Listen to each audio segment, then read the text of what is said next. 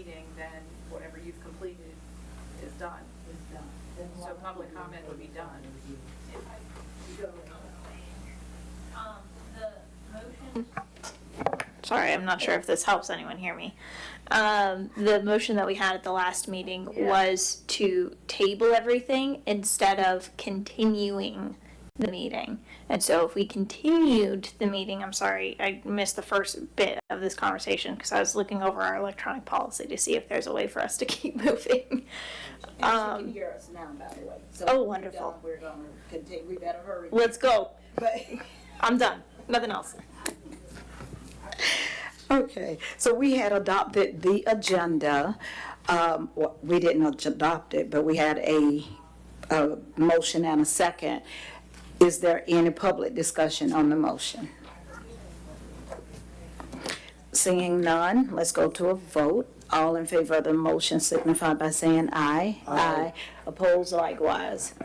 Motion carries 4-0, and we forgot to take a motion for Commissioner Green. I'll move that we excuse Commissioner Green. Okay, we have a motion by Vice Mayor, oh, I'm sorry, we have a motion by Commissioner White and a second by Vice Mayor. All right. Any commissioner discussion on the motion? No? Public discussion on the motion? Seeing none, let's go to a vote. All in favor of the motion on the floor signify by saying aye. Aye. Opposed likewise. Motion carries 4-0. Mayor, Yes. I got a text message from Commissioner Green. She said she was running 20 minutes late. Okay. So she'll be here shortly. All right, public comment.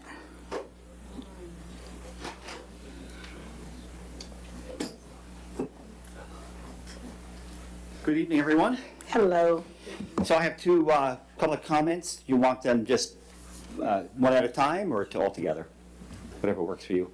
Whatever works for So you. the first one is a question.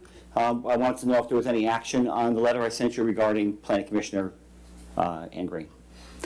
No, we haven't because we have to get together. I saw the letter. I responded to Tony, but as far as a commission, we haven't because we haven't been together. Understood. Yet. Yes. Understood. I reached out to the attorney, and she responded back. Okay. You want to tell him? So we're taking a look into the allegations. There has to be an investigation into what's been alleged, and then we can move forward depending on the veracity of the allegations. Understood. Okay, I just want to do a follow-up. Okay? Second thing. So as this meeting is a continuation or tabling of the last city commission meeting, I'll just wait for her to sit down. Yes, sir. Yeah. I pause your time. That's right. Good evening, Commissioner Green. Good evening. Sorry for my late. That's all right. Take your time. That's all right. We just started. Oh, okay. Yeah. Okay. So as this meeting is a continuation of the last city commission meeting, I feel it's appropriate for me to comment on your decision not to establish a moratorium on the processing of all industrial development projects. During the discussion at the previous meeting, comments were made that this request was tied to the cement batch plant proposal, and that while legal, the request may not be proper. I would like to offer my perspective on this. When the issue of changing the zoning and land use ordinances before revising the comprehensive plan first came up in 2020, I raised my concerns before the Planning Commission and then for months to you. In addition, I posted my objections on both private and local Facebook groups, so my position on this has been very public for a long time. One of the things I've learned in life is that sometimes people only hear what they want to hear. And when they ignore your warnings, such as there's a fly in your coffee, sometimes the only thing they can do, only thing you can do is to relent and see what happens when they drink the coffee anyway. Unfortunately, the fly that was spit out in this case was the cement batch plant. And unless you are completely oblivious to what is happening in the community, you know the reaction of many folks here is the same as if they swallowed a fly. But what they don't realize is that there is not just one fly in the cup, the cup is full of them. All different types of industrial uses that can go on to the old Maddox property without a conditional use permit, such as a junkyard. Have any of you commissioners ever told our neighbors what could actually happen here in Archer, and in particular at the old Maddox property? One question I keep asking myself is why the city attorney and engineer would ever recommend an ordinance that included the possibility of permitting a cement batch plant, unless someone in the city government specifically asked for it. And if that was the case, the citizens are entitled to know who that was. I ask this question because, in my opinion, any competent professional working in land use knows that cement batch plants are very controversial with communities. So much so that recently, the Lieutenant Governor of Texas, a Republican, called for a moratorium on processing the permits for these plants in his state. And for a Republican in Texas, that's a big deal. Certainly your legal counsel should have known, because Mr. Walker dealt with a similar issue when he was providing legal counsel to Newberry in 2005 in regards to the Florida Rock Industries. Perhaps I missed it, but I've never heard either the city attorneys or engineers raise a red flag on this use when the current ordinances were under consideration. Last meeting, I sat here and listened to how a moratorium would be a problem for developers. Please think about your neighbors, put their concerns first, and do the right thing. Please reconsider your actions from the last meeting and vote for a moratorium now. The longer you delay, the greater the chance that we will have an even more problematic industry development. Thank you. Thank you.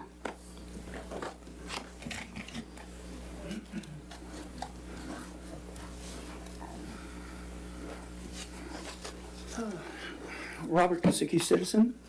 To go along with that, I have the papers here that go all the way back to 2022, that this was a planned deal that should have been known by everybody here within the commission. And it probably was by some people, but not broadcast. June 2022, this is a paper that shows that Mr. Arnold wanted to build a batch plant, and Mr. McGurn owned that property at that time. I wonder how that turned out.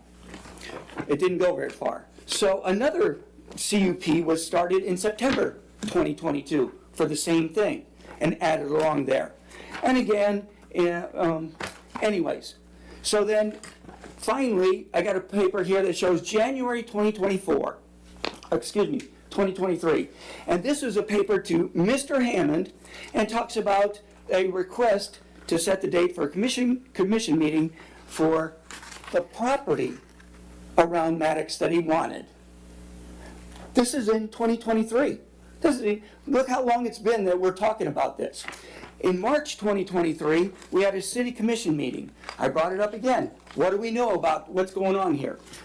Are we having a batch plant? I understood that during a Alachua County meeting, I asked whether people knew about it then. Well, no, nobody knew about it then. And then it comes up in city council on March 13th, I brought it up again. What are we doing this? Why are we getting this paperwork to have the property released, basically? So what's going on here? We have paperwork that shows this has been going on for a long time. Only it keeps getting stirred around, and now we're to the point again where the property wants to be, he wants the property again for the same thing. Did we ever figure out whether the street there was closed? Was the street closed, or is it still open? And is that part of that? That's my question. Thank you, sir.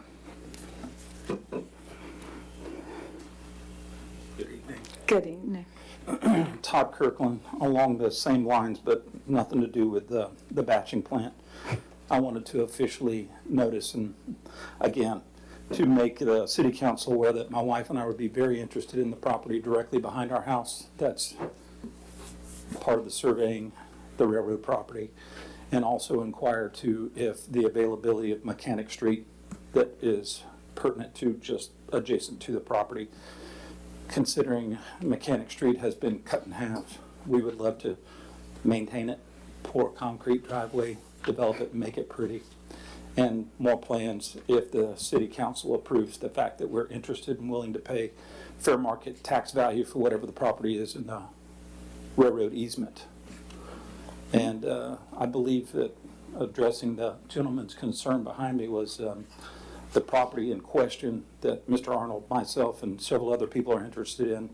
I think it's already been put to public comment. It can't be developed. There's nothing that can be developed there as part of the previous project that was going to be the government grant, bicycle path, et cetera, for it to be.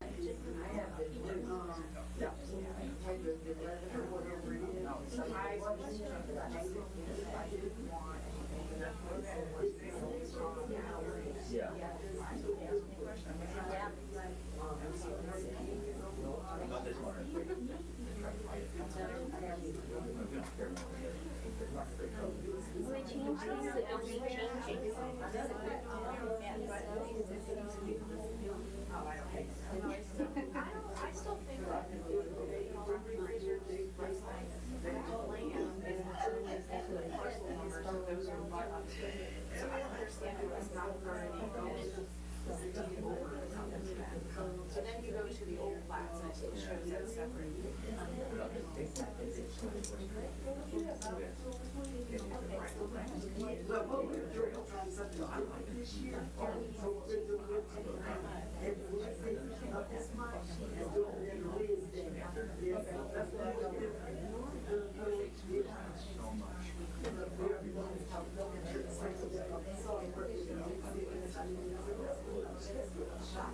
Yeah, and I researched, substantially the railroad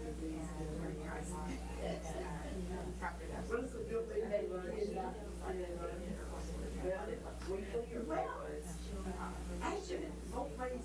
They had orange hair, but this one has now has a piece of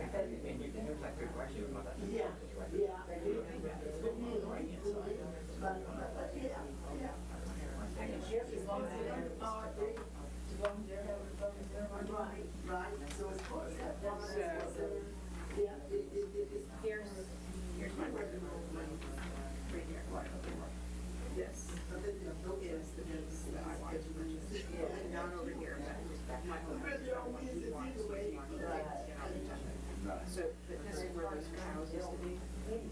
No, so the cow piece of property, no, there, but this all. Yeah, my house is the line.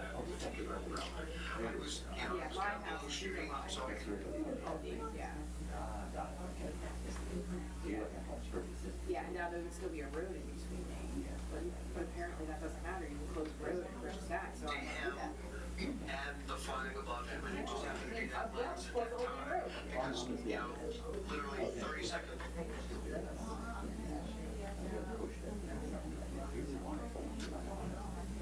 Well, I don't want that to be made into a trail. I don't want homeless people living in my house.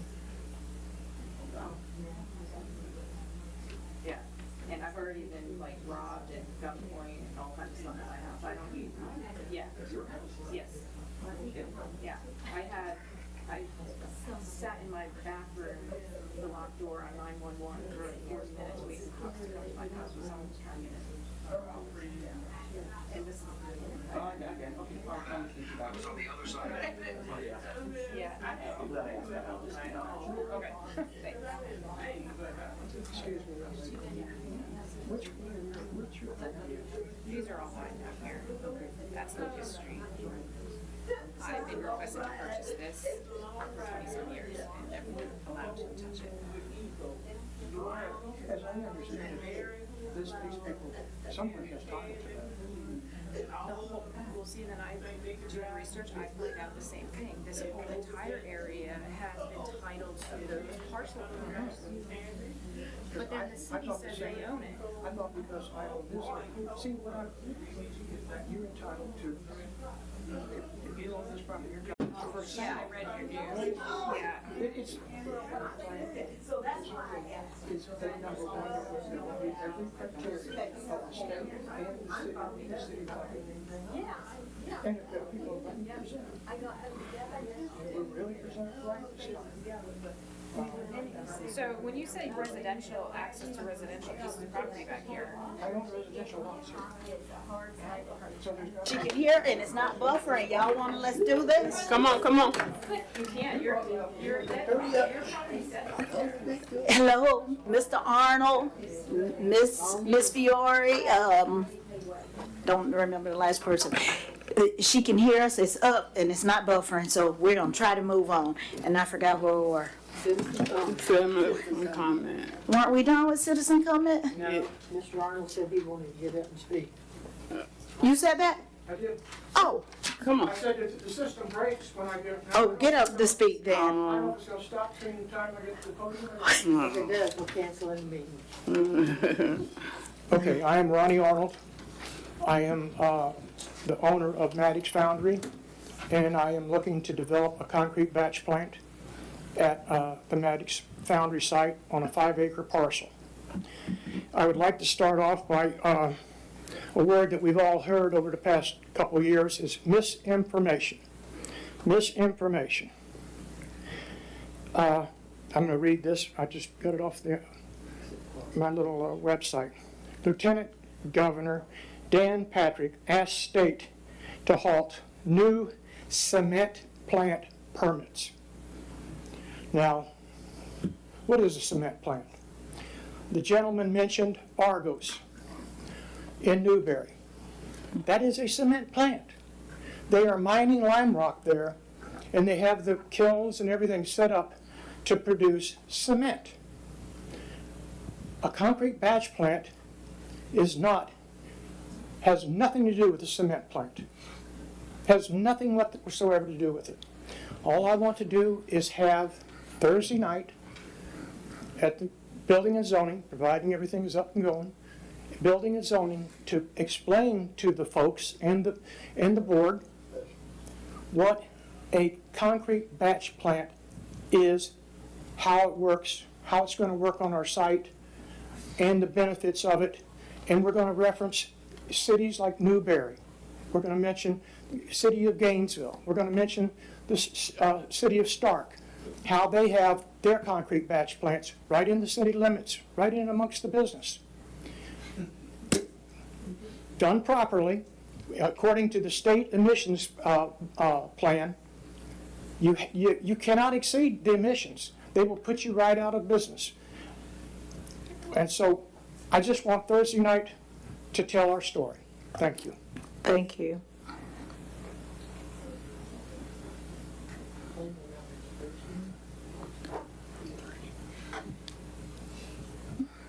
Hello, everyone. I'm Lori Bernardo, and I just have some clarification to Mr. Arnold in how much water that they are going to use, because there's never been a consensus. Everyone gives us something different. And then how much traffic on the road. It's a single lane road. It's a danger. We don't have a double lane. There's already a lot of traffic. And I know that FDOT said not till 2040 will they be widening it. So I think it's a problem. And as far as, is this property he wants to purchase? Does he want to make more holding ponds or something for the wastewater? I don't know. But definitely questions. But thank you so much. Thank you. And Tony, you said the meeting is Thursday night. Yes, ma'am, the meeting is 6 Thursday o'clock. night. 6 o'clock. All those questions will be answered Thursday night. Okay.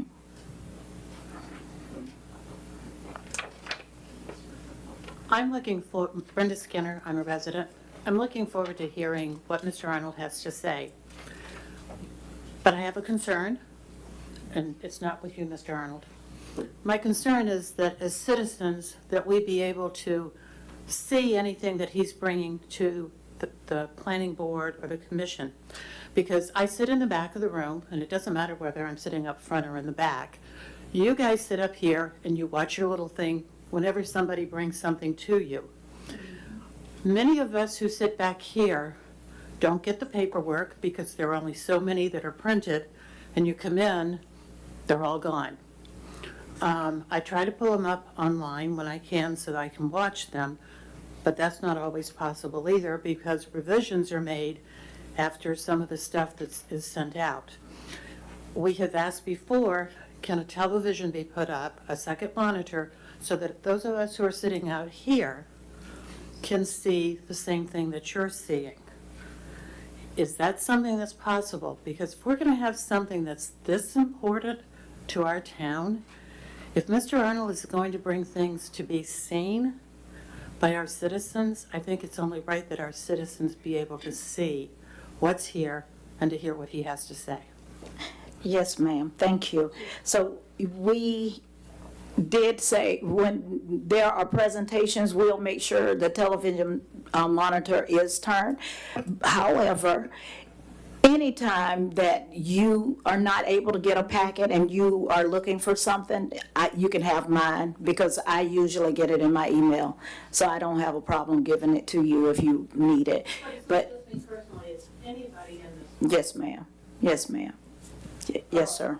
Madam Mayor, before he does that, we used to have two TVs, one on this side and one on this side. What happened to the one on this side? Because at one time, we had two.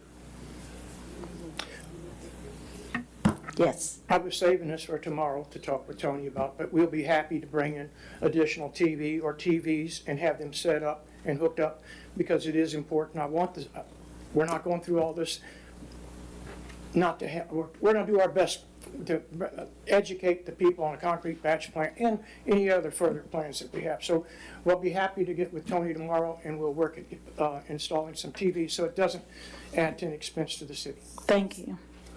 Madam Mayor, Yes, sir. I understand the planning and zoning packet is 300 pages long. Is that true? For Thursday night? Yes. I hear from Ms. Kosicki, yes, and she's a planning and zoning member. So relative to Ms. Skinner's question, how many 300-page packets of the planning and zoning information, is it on the website? It should be on the web. It should be on the website. Could you confirm that? I will. Because I know it's unrealistic to have 50 300-page packets of planning and zoning out front, but I understand we're going to have a group for Thursday. So if we could please get that on the website. If we can't, then we need to be prepared to have that information for our citizens Thursday night. Thank you.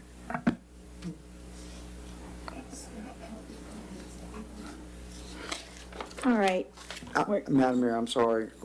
One other additional question, and I guess, sorry, Ms. Kosicki, to put you on the spot, but are those pages numbered in that 300-page packet? No, they're like in chunks, and you have to divvy them all up to figure Okay. out. I will ask this again, and I guess I'm the only ancient elementary person, but when we have packets of any magnitude, can we start numbering those pages? Because when we have citizens referencing something in a 300-page packet, even if they do have an opportunity to have it, it would help a lot if they could refer to page 250 or whatever. So I know that that is an added angst for our staff, but it's important at this point. All meetings should have the pages numbered correctly. I will get with Dan on it. Can I make one other suggestion? My last speaker. Not usually, but come on. So I read through the entire packet. It was long, but you have to dig to find out what he has added to that's new. For example, he changed his fencing and stuff like that. So you have to read through the entire thing. I would ask that you make a little summary up, either by page number, this is new, so that we can direct ourselves to what's been new in the packet if possible.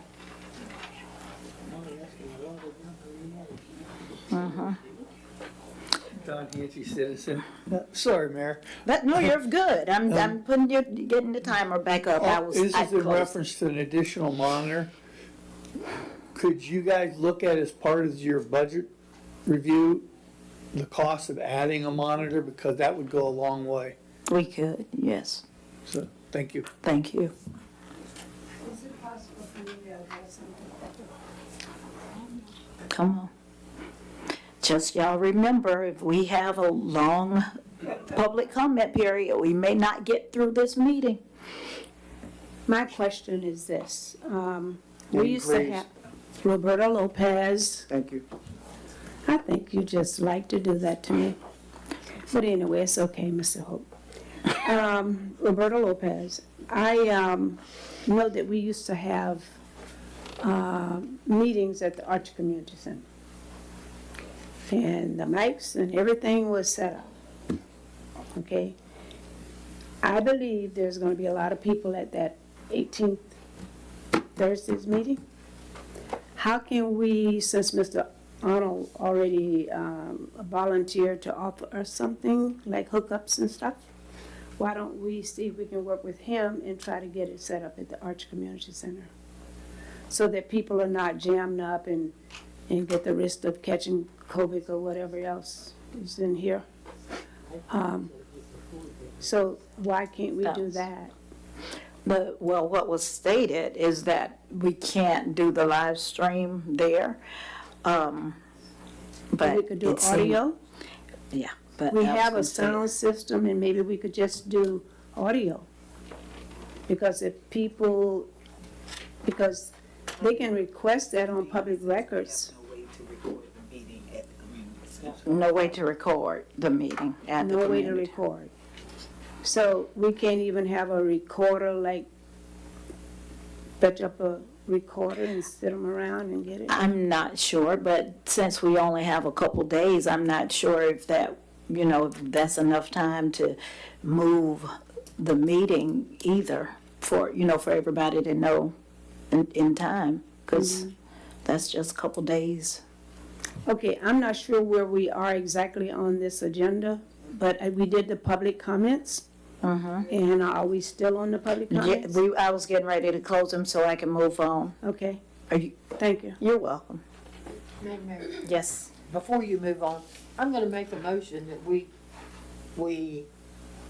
do whatever Kirsten said about,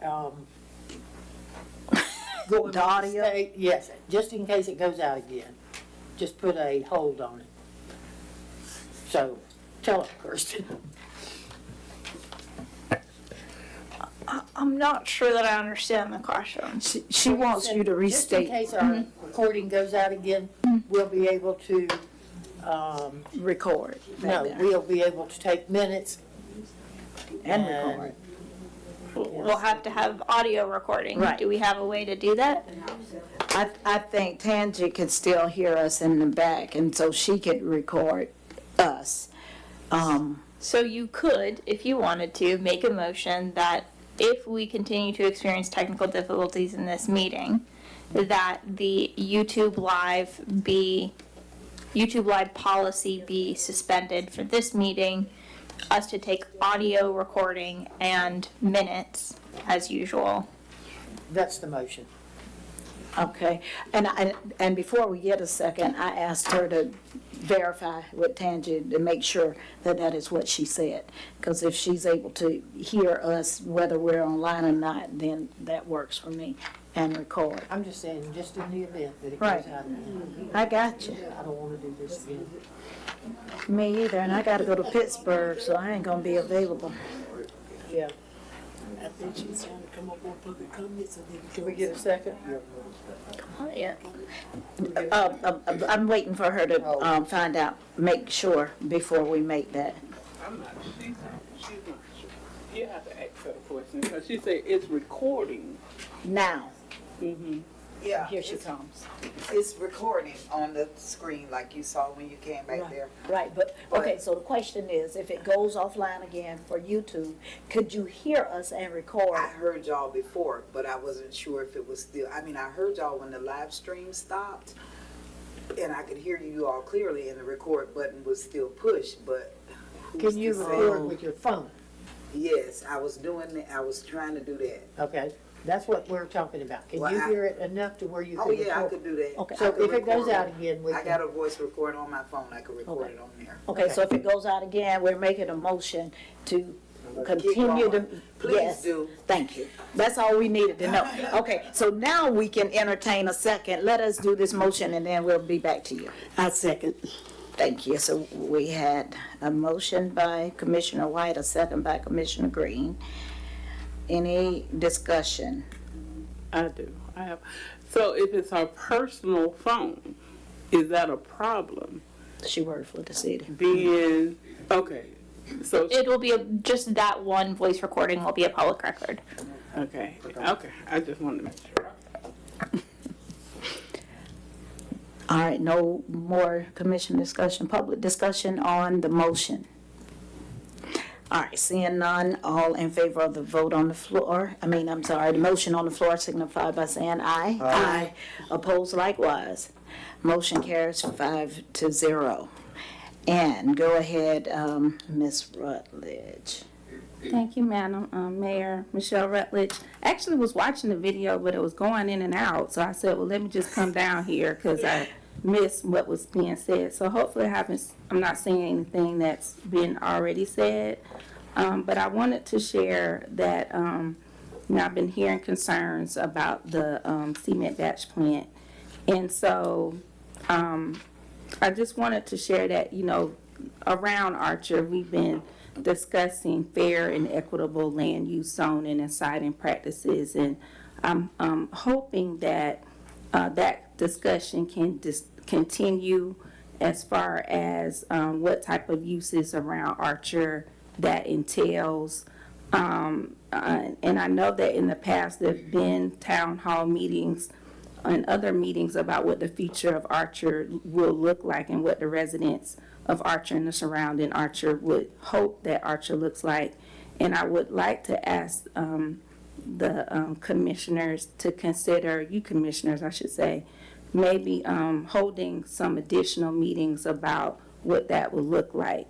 And I say that because I think when we have topics such as, the cement batch plant or any, other topic that residents are passionate about, you hear things outside of the meetings. And I'm like, bring them to the city commissioner meeting or bring them to the county meeting. And so I do think that folks are motivated now to maybe, if they haven't been participating, to come back before you and as decision makers and maybe share what vision for Archer that might look like. And I've heard like restaurants or walkable spaces or things that add value to the community, and maybe they'll share that with you guys as well if they get additional opportunities. And also, maybe in the past, you may have heard me say, mention environmental racism and, different topics that impact communities across America, but particularly here in Alachua County and Archer. If we can maybe, if not already, maybe consider how to maybe incorporate that detail in our policies. I think Alachua County has recently added some language about environmental justice into their comp plans and into some of their policies about land use siting and zoning. I was wondering if that's not already included in City of Archer's policies, to maybe talk with the county and maybe incorporate that into the City of Archer. So I just wanted to share those things. Hopefully that will help for some of the folks that's not here. But like I said, I was looking at the video and it kind of went out, so we couldn't hear it. So thank you so much for your time. Thank you. All right. We are moving to the discussion item we left off on, which is Ronnie LLC sale of city property request.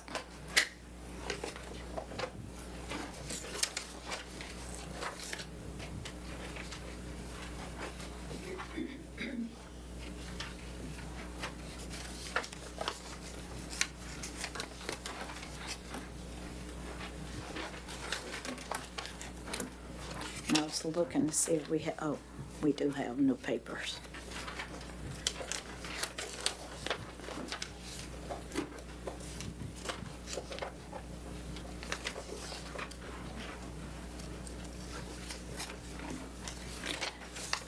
Okay, so we're going back to where we left off because this is where the streaming went down and there was no information from this point on in the meeting. So, we had a motion and a second. I'm not sure if we want to repeat the motion and the second. Did you I know, he made the motion. Did you make the second? I thought, you don't remember. Can you repeat your motion or?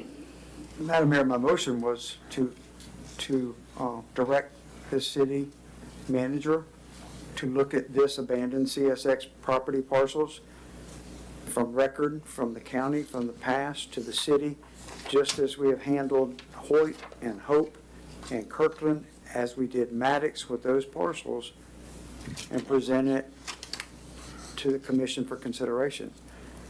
And then I belabored the participants regarding the degree of Hoyt and Hope being a memorandum of understanding with the city properly completing a survey and appraisal and an actual meeting with one of the two participants with the actual square footage and the price. And then it was to go into a memorandum of understanding signed and brought to us for consideration after that survey and appraisal had been completed by the city. Okay. I do remember now. There was generalities of assumptions saying just move forward with this as this is written, and that's not my motion. My motion was to consider this part of the CSX abandoned parcel in its sections, just as we had done in the past and looked at it. Okay. Now including the new owner of that former Maddox parcel, which is now Mr. Arnold's consideration. Okay. All right. Do we have a second? Well, I'll pass the gavel and I'll second it. So you get to keep that for this entire time. All right, any further discussion, commissioners? And that's for you to say now, because you get to be mayor for me. All right, any further discussion? Any further discussion? Yes, ma'am. Go ahead, Commissioner White. I understand how Ms. Ferry got confused, because I was confused when it was over. It was, I thought the motion was to proceed with allowing Mr. Arnold to get the survey. I'm telling you what I understood, okay? Now, I've since learned different. However, in the confusion of everything, I was confused, so I know the citizens had to be confused also. I called Alachua County and went down Locust Street, and apparently Locust Street is part of what he wants to purchase. There's a fence up that closes Locust Street off. However, that's not a closed road. I called Missy Daniels with Alachua County. It's never been filed and recorded. That is a street. It's a legal street that's been closed by someone and put a fence up. That needs to be opened. And y'all can consider, you can consider whatever you want to, but I don't agree with closing roads. And if it is closed and sold, then policy is, I'm almost sure, that half goes to one side of the owner and half goes to the other side owner. However, that's not what I want to do. I don't want to close the road. I don't like closing roads. Madam Vice Mayor, if I can Yes, you can. hopefully provide a little bit of clarity. So as you can see in your packet, the recommendation is to provide direction to city attorney and city staff. So the reason that this came before you, and just to make, not to put too fine of a point on it, but city staff and our office received a request from Mr. Arnold regarding this property. Usually we move forward all the way up into the point of approval before we present things to you all, and then you say yay or nay. When things cost money for people to get it right up to the point of approval, we oftentimes bring it before you before we spend the money to see if it's something that you're even interested in. If you had zero interest in this, it would die. And that's all that this item is to gauge, is there any interest from this commission in moving forward with this project or no? No one is suggesting that tonight we deed this land over to Mr. Arnold and call it a day. There are a lot of procedures, there are a lot of processes. This is simply to provide us some direction of getting a temperature check from you all. Do you want to do this? Do you not want to do this? Sort of on the fence, but need more information. And then that allows Mr. Arnold to make a decision of, we don't have a vote from the city commission, but you've heard their general thoughts. Do you want to spend the money on this and gamble that they may or may not approve it at the very end? So that's all that this was. Mayor, Yes. there's actually two separate requests for Mr. Arnold. One addresses the surplus CSX railroad that fronts the old Maddox property. That is the long, narrow strip on your map, the yellow one. The second one is the controversial issue that fronts up to Locust Street. Part of that property adjoins Mr. Arnold. Part of it goes into Locust Street, and part of it comes out to 173rd. Anyway, the people that live on what was Locust Street, which is now 143rd Court, I believe. No, What's it? What's 134th Lane.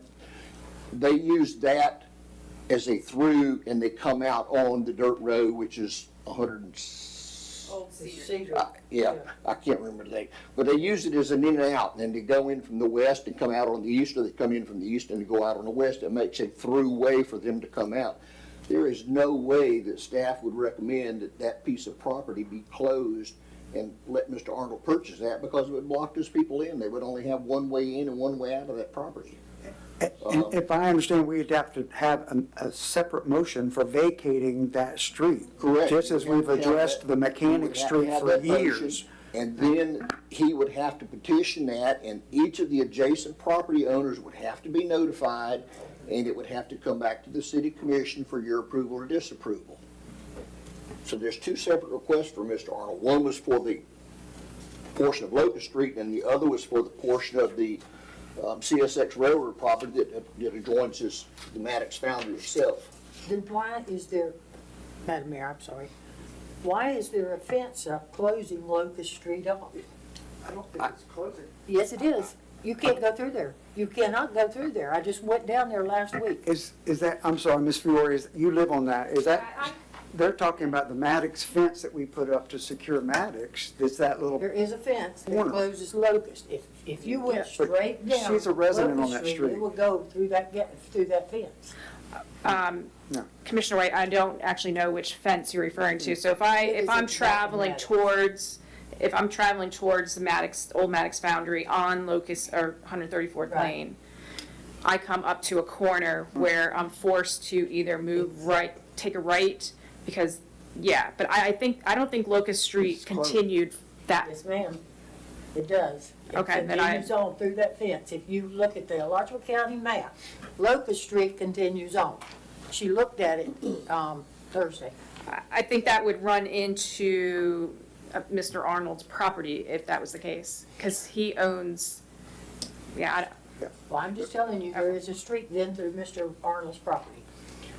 And it is a legal street.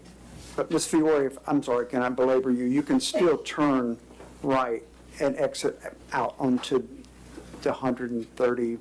yes, With. old, whatever Because that's Cedar. because the garbage trucks do that. That's correct. So that's, their access to those residences is not closed. Mr. I didn't say it Commissioner. was closed. I said we closed a road at some point in time and it never, no, it was never closed because it's still legal with this closed. Well, it's never been filed and recorded with the county. State your name, Ms. The city closed the street. Maddox Foundry wanted more property, and the city closed the street. And I said, that's not a good idea because it's such a through street, and we don't bite the hand that feeds us. They were the biggest taxpayer in the city. It was closed. And I'm saying that it is not closed with the county. The county sees it as an open street. There is no evidence of it being closed. I've asked the city clerk to see if there's any ordinance or resolutions to that effect. She's found nothing yet, and the county has nothing. That street has never been closed. And this is the exercise we went through with Mechanic Street from a predecessor from Mr. Hammond that took 2 years to disprove that it was ever vacated. It was still an open access and egress. And I know I'm talking about Mechanic, but that street is before my time, so I can't speak to that other than the 6-foot security fence because Maddox was being breached and tanks were being stolen and fabrication equipment, and so we put a 6-foot fence up, bermed it, and started maintaining it, and recognized that egress and access for those residences like Ms. Fiore, it was still, a road, a utility road, so.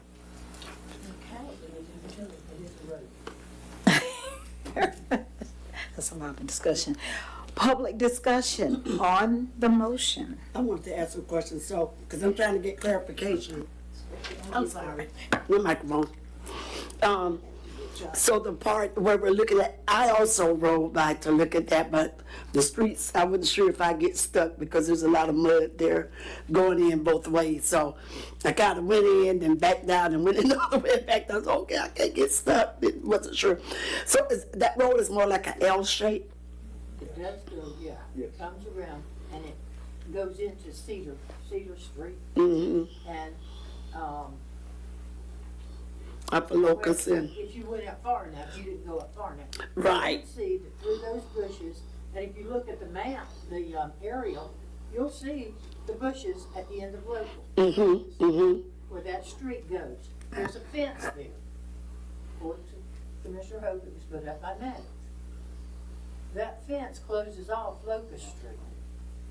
But not Now, the right-of-way part of it.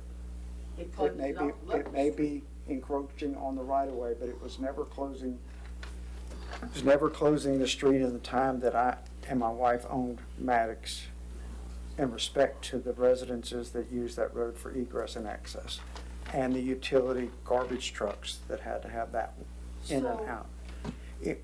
So you're telling me that there's no road there? No. No street, Locust Street did not go through past Maddox? The Locust Street that I'm familiar with is the Locust Street with right-of-way that continues on, but it's dead ends. It turns into Miss Fiore's street with her residence next to her. Not according to the Alachua County map. According to driving your car I understand that. to and from work, the Fiores and, Mr. Jones, and his motorcycle, he has access both ways, on the south side and on the west side, to egress into his home as well as his neighbor, the Fiores. What that Alachua County map is showing you is just like Mechanic Street, still live, never vacated, yet a predecessor city manager and administrator said it was closed. It was not. It's never been closed. We have to agenda it and make motion to vacate it and it's 1 hearing and 2 hearings to get that done. So locus and closing, as Ms. Green just stated, is before my time, and that, not being derogatory about the hand that feeds you or anything like that. If it wasn't being maintained and it was easier for Tilly Davis and team, it's the same reasoning that Hagee Street, that was on private property, never recognized as a street, was closed. And Hagee is another example, and that was during my tenure, and that was a life safety issue because that's where the flooding was occurring, and we had mud bogging contests going on Hagee Street from 2004 to 2007 until we acted for life safety for children playing in that area and mud bogging trucks going out of control on private property. And we proved that that is a private road that was asphalted by the city of Archer in a time before my time, because there used to be residences on the north side that accessed that private property to get into their homes.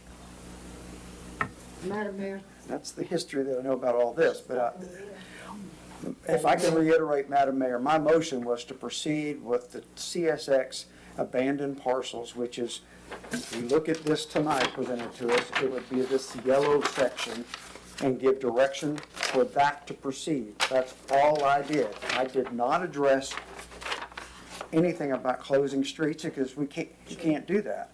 And and the direction was to spend the money, as the legal counsel just stated, to proceed in the same way fairly that we had done with the other interested parties in the abandoned CSX parcels. Which that cost was with the city to have that appraised and surveyed, correct, Mr. Correct, Hammond? but Mr. Arnold had agreed to have that done for that piece of property. I did not agree to that because that's not legal, I don't think. For Mr. Arnold to spend the money to survey the property? I don't think I'm not agreeing to that. It would be expensed by the city in fairness the same way we had done the other two interested parcel, CSX parcel owners or interested parties, Hoyt and Hope. You all are certainly able to decide to take on that cost as the city, but it's perfectly legal for you to accept Mr. Arnold's offer to take on that cost on your behalf, and it does not obligate you to accept the offer. That is not in my motion because I don't feel private parties should present something to us. It would be in the same way the city has done any other surplus properties and when it was being offered. We did not, in my tenure as the old guard up here, we have never accepted an offer that I know of from the interested party to survey and have it appraised and presented to us. We have always used our contracted city appraiser, and so I don't want to set that as a precedence in my motion. I believe that the offer, and it could be mistaken, Mr. Arnold might need to clarify, but I believe that the offer is to just reimburse that cost, not for them to pick an appraiser at their own will and pay the cost, but for them to pay a reasonable fee for our appraiser to do that. So just the shifting of the cost, not the picking of an appraiser, just to clarify.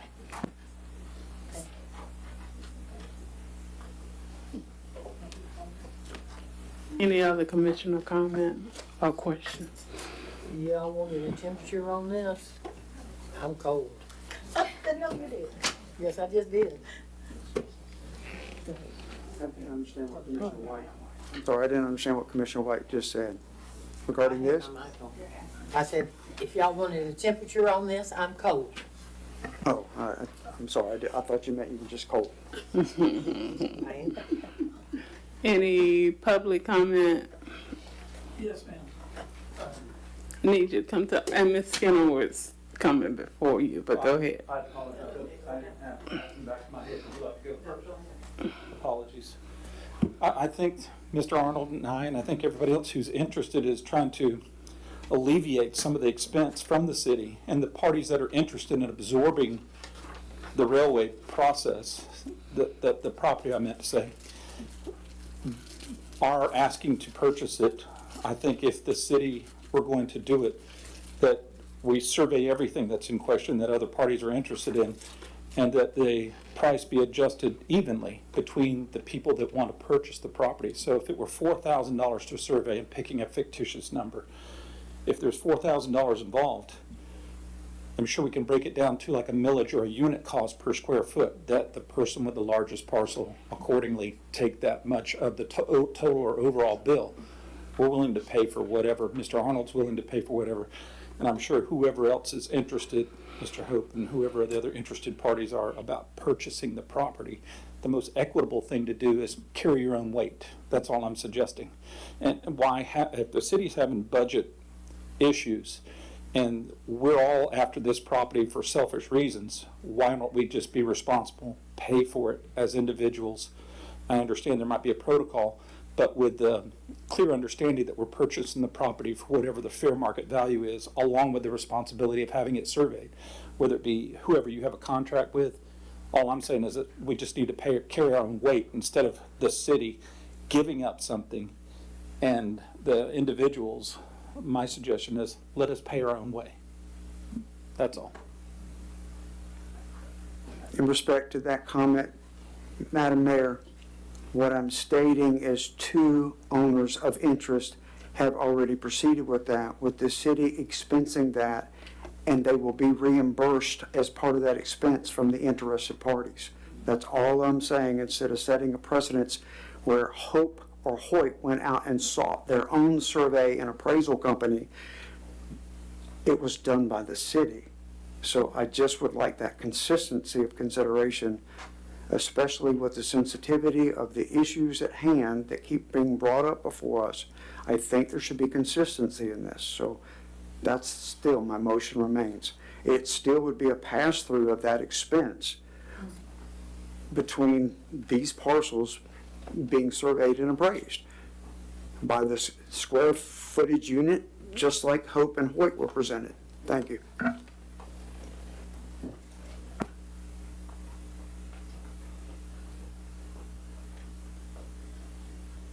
Brenda Skinner, resident. At the last meeting, when this was being discussed, one of the things that was brought up was the bike trail. And yet I've heard nothing about that tonight. The bike trail goes beyond just Archer. Archer was supposed to be able to have the bike trail come here, and we might be able to have some great things come from it.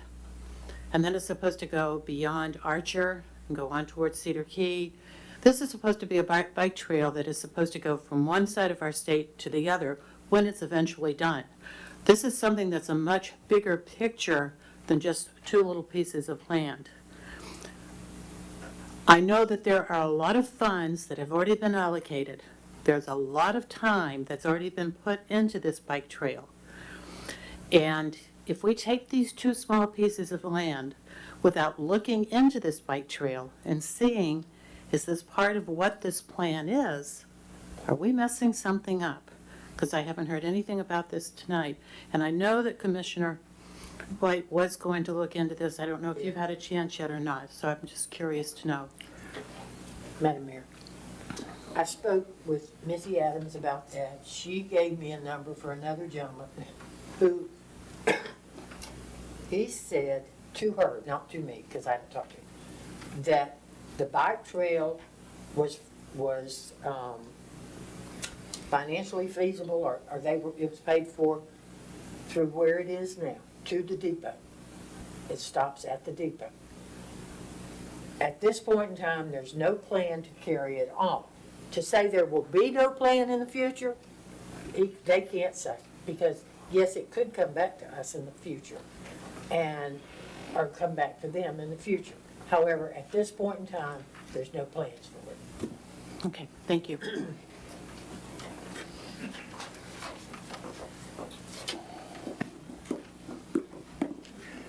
Bob Kosicki, citizen. So since this is going to be such a beautiful area that's being built, the city could keep it and make their own park, since we know it's going to stop at the depot, and a linear park right there, so that as you come with your bikes and stuff and go to the depot, there's a park at the end of it. That could always stay there as a park, not necessarily a bike trail or whatever else.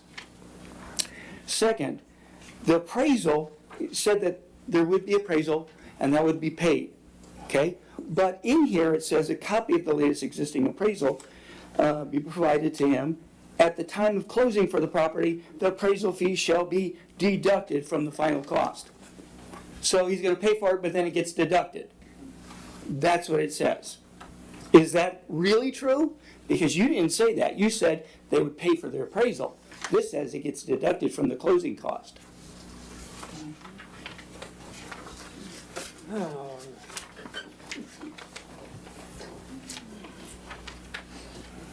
I just want some clarification from Commissioner Hope on what your motion is. Your motion basically takes what is written here is basically a contract, exclusive contract to Mr. Right. What you're stating is kills this and puts it out legal bid, open bid. For the CSX abandoned market. Right. That are on record that include now Ari Arnold on this group. Okay. That is my motion. Okay. Okay. In fairness and clarification and direction, I complete. Oh, microphone. complete these two abandoned CSX parcels that are on record that now are being addressed by some contract, but I'm not agreeing to that contract. Okay. That's not in my motion. It's provided the direction for the city to utilize the same surveying and appraisal process that they did for Hoyt and Hope and present that to Mr. Arnold. That would also include Mr. Kirkland. And that would open anybody, anyone that wanted to buy it? I presume so, but why would you want to buy a neighbor's No, I'm just cul-de-sac saying. entrance into their home or a lady's driveway? I'm sorry, and I'm not being derogative, but I am, or a resident's backyard, or a business owner's future plan. Someone that has interest in that property. And as Mr. Kosicki just said, open it up to a park, but you've got the new owner, which is the previous owner Maddox, with their parking lot for the employees, and now it's Mr. Arnold's opportunity for a parking lot or whatever he wants, and then you're gonna have a linear section that he's interested in making congruency between his property, just like the lady with the driveway and the lady who wants the utility trucks to be able to turn around, and Ms. Hoyt I'm speaking of. I mean, we're making this so huge a situation, and I realize it's because Mr. Arnold's contract is inclusive of a lot of things. That's not what my motion is. It's the direction for the pieces of the abandoned CSX parcels to try to complete that opportunity after 7 years. Thank you. Yes, sir. Karen Fiore. Mayor, could we ask Commissioner Hope if he can make two separate recommendations to separate the two items? And I don't think you just did that, and if you did, I apologize, I wasn't following correctly. Can you make this item in yellow one motion, and then have you vote on this item separately? I would be Perhaps glad to one clarify would- that. That is what I'm speaking of. If you heard in my language of the motion, there was no direction to proceed forward with this contractual Yes, I did hear that. presentation. It Yes. was just to complete the appraisal and surveying of the yellow parcel sections, and I hate to even address them as colors, because it's on record, the two remaining CSX abandoned parcels that are across the street. It's on our 7-year records. I mean, I don't want to, who did this? I mean, we're taking a lot of value, and is this from the city or is this from Mr. Arnold? That's from Mr. Arnold. And I mean, no disrespect, Mr. Arnold, but the point is there's already records of the county presented abandoned CSX parcels that are a lot smaller than the picture of the concern about the future of the trail. So that's all I'm talking about. There are two identified, Mr. Kirkland, for record, you know you signed, it was A, B, C, and D. Yes, sir. If I remember, I mean, Yes, sir. almighty before you. And those were signed and agreed upon by all the adjoining residences, and that's all I'm speaking of. Okay, so then. And I'm this sorry, is it doesn't out of say A, question. B, C, and D. So the contract is not a part of my motion at all. The So I'm motion, hearing that you are only requesting the motion to have this piece right here appraised. the abandoned CSX parcel zone 2 areas that are, I wish I could remember the letters, Mr. Kirkland, but it was C and D, I think, or whatever. And then my fight was to keep the Mechanic Street open, all due respect to you, and the purpose is for that, because the business needed that for life safety, egress, and access, in case there was an explosion.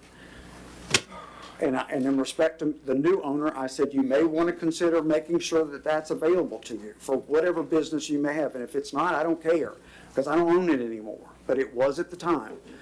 All of this came forward. That's my motion.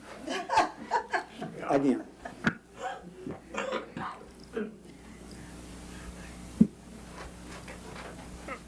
My proposal was,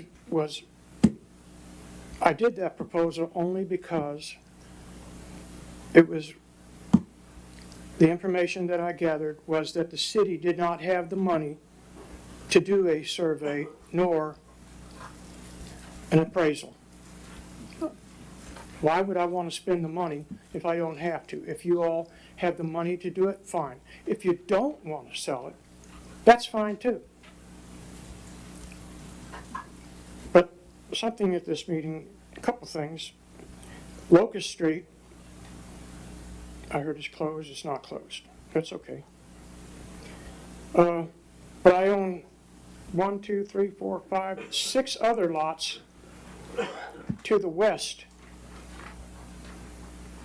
that is bordered by Dudley Street and Young Street. Now, Dudley Street, according to the survey that I have here, says it's vacated. Young Street says it's not open, which would landlock my residential lots. So that's something I'll take up with the city manager, find out. I think going forward, we need to find out about whatever. I mean, lots that are closed or been deeded over. I did notice that at the end of the abandoned seaboard coastline that lies to the southwest of the yellow area that I have, it's my understanding that someone owns that portion, be it the lots that are to the south, southeast, or whatever. So when we talk about a trail, it doesn't appear to me, and according to my surveyor, that we couldn't have purchased that anyway. It belongs to someone else. So where I'm at, all I'm interested in is uniting my driveway with my property. That's it. Thank you. Any other public comment? Okay, gonna go to a vote. All in favor of the motion, say aye. Aye. All opposed? Aye. So we have it 3-2. Motion passed. You want to pass it back? You want to pass the gavel back? All right, motion passed 3-2.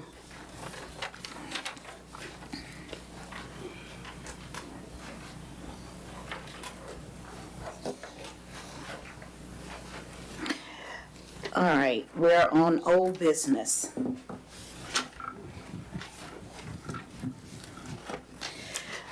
Agenda item 1, ordinance number 02-2024.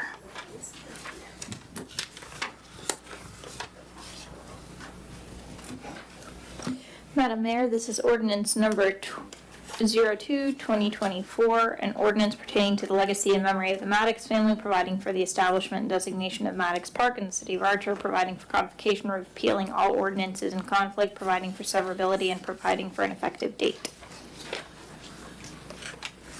Thank you. Madam Mayor, I will make a motion to adopt ordinance number 03-2024. All right, I second. we have a motion. That's the wrong one. That's, you call the right number? You mean 022024?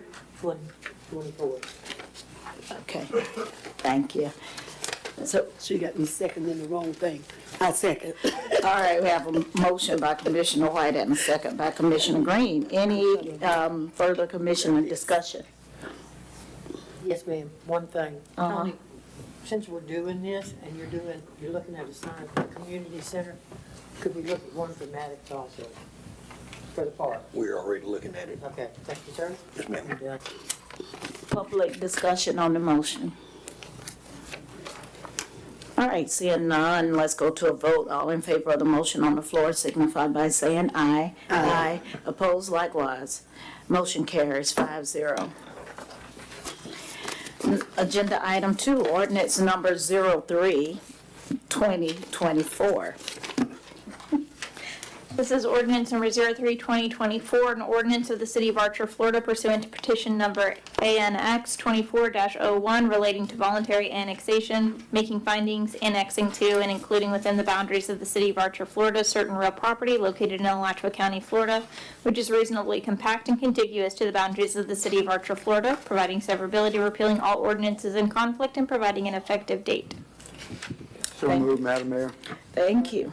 Thank you. Was that Commissioner White? Yeah. Can we have a motion by Commissioner Hope and a second by Commissioner White? Commissioner discussion? None? Public discussion on the motion?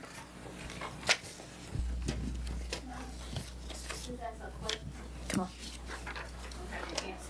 I don't have an opinion anyway. I just couldn't figure out what where we're talking about when we were saying Maddox Park and Holly's Park. I can't really read the map. Is it one?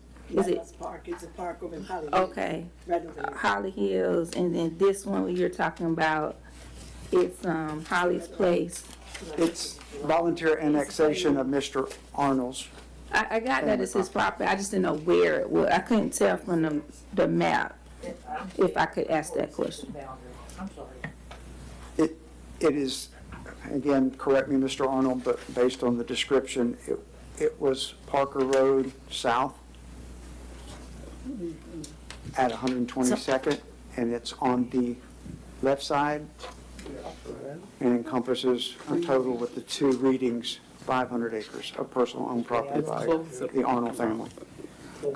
So Parker Road, kind of like Archer Road. 122nd, where the Chevron station is, and Chevron. goes south.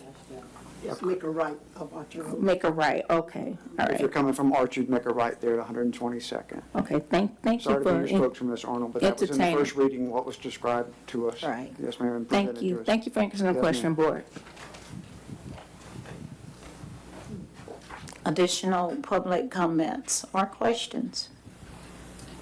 All right, let's go to a vote. All in favor of the motion on the floor signify by saying aye. Aye. Opposed likewise. Motion carries 5-0. Agenda item 3, ordinance number 04-2024.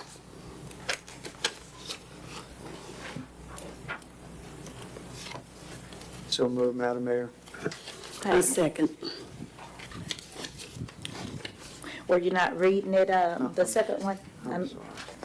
She got Yeah, I thought she was getting to it. By title only. Sorry, I'm just trying to expedite the meeting. Okay. This is ordinance number 04/2024, an ordinance of the City of Archer, Florida pursuant to petition number ANX 24-02 relating to voluntary annexation, making findings, annexing to and including within the boundaries of the City of Archer, Florida, certain real property located in Alachua County, Florida, which is reasonably compact and contiguous to the boundaries of the City of Archer, Florida, providing severability, repealing all ordinances in conflict, and providing an effective date. Thank you. And that So was, moved, Madam Mayor. thank you. I second it. All right, so we have a motion by Commissioner Hope and a second by Commissioner Green. Any discussion, commissioners? Public discussion on the motion?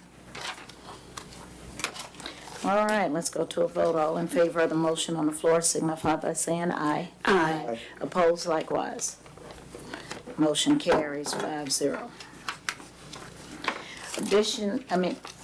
Agenda item 4, audit update.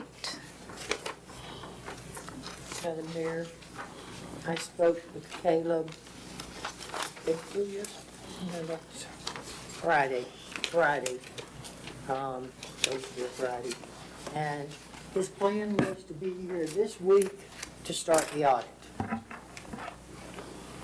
Cindy asked for more time. She wasn't prepared. So it will take place on the 22nd. Okay, that's next Monday. Yeah. Okay. As of right now, unless something changes, it'll take place next Monday, the 22nd. The audit will include credit cards, fuel. He will also look at the bills as he does the audit for past due and past due fees we've paid. He's going to be looking at timesheets, vacation and sick time especially, contractual obligations, when we've paid for 2 contractors or when we've had 2 doing the same job. So, and that's what we all agreed to. So that's what he's going to be looking at. Okay. Madam Mayor, can I ask a question? That also includes the financial statement audit? He's going to do that at the same That's the time? regular audit. Did he say the time frame that he'd be working, 2 No, weeks, because 3 he weeks? said, what he did say was that they would take what we had asked him to look at, and he will choose a couple, and I'm gonna be giving him some things to look at. Okay. He will pull those. If he has to go further, he will come back to us, depending on how much further he has to go, and say, look, this is gonna take me more time. It may be, and I said, you're not talking $80,000. He said, no, ma'am. I will come back to you and With an say, estimate, and yes, that, if he has to do forensic I've or got to gets go into that. further. Okay. And so That's I'm going to come gonna back bring to you- us for those scope of Right. service expansions if Yes. he needs to get drilled down further. Right. He said that Okay. depending on how deep they had to go. Thank you. Okay. All right, agenda item 5, Dan Hansky, did I say it correctly, incorrectly? Down here, Hansky. Yeah. I have actually 2 things, and I double-sided printed, so you can pass it on and just stay with the top one first. And then there's some extra copies I'll say if someone wants to take, any citizens want to take some copies. But I want to start, I came across a quote today that was by Theodore Roosevelt. And in any moment of decision, the best thing you can do is the right thing. The next best thing you can do is the wrong thing. And the worst thing you can do is nothing. To me, that is something I've lived by. But I never knew it was a Roosevelt quote. You know, I've been asking about oversight for a while, and in the past, this commission has, before many of you did oversight of the different departments in the city. And as become aware, as we're preparing for this audit, it seems every meeting we're uncovering things that kind of fell through the cracks. And with another set of eyes dividing these departments among the commission, that second set of eyes will go a long way to prevent things from falling in the cracks and making sure citizens' concerns, employees' concerns, city manager concerns are addressed and things get done. So I'm asking, and what I did here is I just listed the departments that were on the website. I questioned some of the accuracy, and then I just listed additional ones in alphabetical order that could apply, and there's more. You guys will, you as a commission would decide what the actual department structure is and who would be assigned what. But I'm asking that, Madam Mayor, either you or one of the commissioners make a motion, make this an agenda item, and to make a motion to implement departmental oversight in the city of Archer. So tell me the legal side of what, because I know we've talked about this before. So, a distinction and clarification. When we're talking about oversight, if we mean the word in the same way that we use the word for liaisons or reporters, then it's perfectly acceptable. Yeah. What we can't do is assign, for instance, I'm going to just use Joni as an example. We couldn't we couldn't assign Joni to say Public Works, and Joni gets to make, independent of this commission, decisions regarding Public Works. Right. It would simply be go to Public Works, get an update, provide that update to this commission. If that's what we mean by oversight, then that's absolutely Right. And- permissible. And any issue that would come up would be worked through the city manager who ultimately runs those departments. Absolutely. And you stay out of the dual management piece and all of that stuff. Right. Just someone to specialize in the knowledge is perfectly acceptable. And that's what I was, when I discussed this, Mr. Hendrick, we discussed that it was kind of like me being with the JCC. Right. And coming to y'all with the report. I make no decisions on it, I come to y'all to make the decision. But, or the recreation down here, when I say there's gonna be a ball game. We're not making decisions, we're just asking that there be a report each week from us on this, or each month, not week. Yes. Yeah, periodic report. So that we know there's a commissioner that's over this, and we're getting a report on it. And Madam Mayor, this is prior to your time, again, I hate to be the old guard again, but usually after assigning, our weak mayor system and appointing a mayor and a vice mayor, then we would have our discussion and action on who was going to have oversight on subcommittees. That's how, thank you for the title of MTPO, whatever, but that, I was appointed that to represent Archer in the MTPO. I was appointed, and this is from years past, and we've just skipped a couple of Januaries continuing those appointments, but the North Central Florida Planning Council that I speak to or on or participate in, and sometimes have a success story of something that's happening or whatever. That's how I got that. At any point in time, Commissioner Green could become the representative from Archer for the North Central Florida Planning Council based on the agreement we make in January. Commissioner White has just taken on year after year the junior city council and our communication and any partnership with the school and communication from Ms. Hartwell and people like that coming back to us. And then we all look to her on what the updates are. This is extensive going into multiple other areas, but some of these things I think are already presented to us on a monthly basis. The sewer project, those grant funds. She's sitting in the audience trying to stay awake or whatever, but she also participates in all of your quarterly town hall meetings. So She does. there's some redundancy in why would we want to do those things when it's already part of our part. We've now assigned Commissioner White to be our spokesperson representative to give us feedback on where the auditor is as we go through that process. That's new and different because normally we've just relied on the auditor to come back and tell us. But we're already doing some of these things. So, January's long past, but I certainly, and I hate to keep bringing it back, and Mr. Hammond, I can't stress the importance of the budget workshops coming up, but there's certainly opportunities for these things to be reviewed that would include budgetary items. The signs got brought up again tonight. We've talked about signs from a financial standpoint or whatever, from a budgetary standpoint. I mean, there could be somebody that could follow up with that and drill down on the updates on the signs and things like that, having individual meetings with you and where those things are. But our protocol is such that a lot of that is done through your monthly report as well.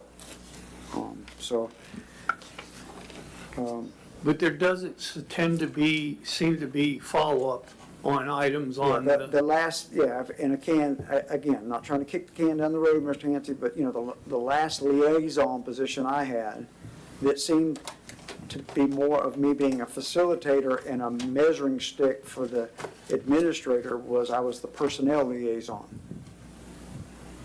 I.e., if there was any staff issues or disgruntlement or whatever, it was brought to my attention and I came into the workroom and we had discussions, which there was there were times that I then went to legal instead of trying to facilitate with the administrator because there was multiple times there was disagreements. And I could not, again, we're a weak mayor system, I as a commissioner could not start acting as a personnel director. No. And it became, it bred contentious situations. The staff was happy, but it brought contentious relationship between me and that administrator. It's not you, Mr. Hammond, it's right. But to be fair, I would have a problem with it too. Absolutely. I mean, if I start drilling into personnel policies and things like that, I should be speaking at this dais. I might discover it, and then I might report on it. But in fairness to that administrator, he or she should already know about it.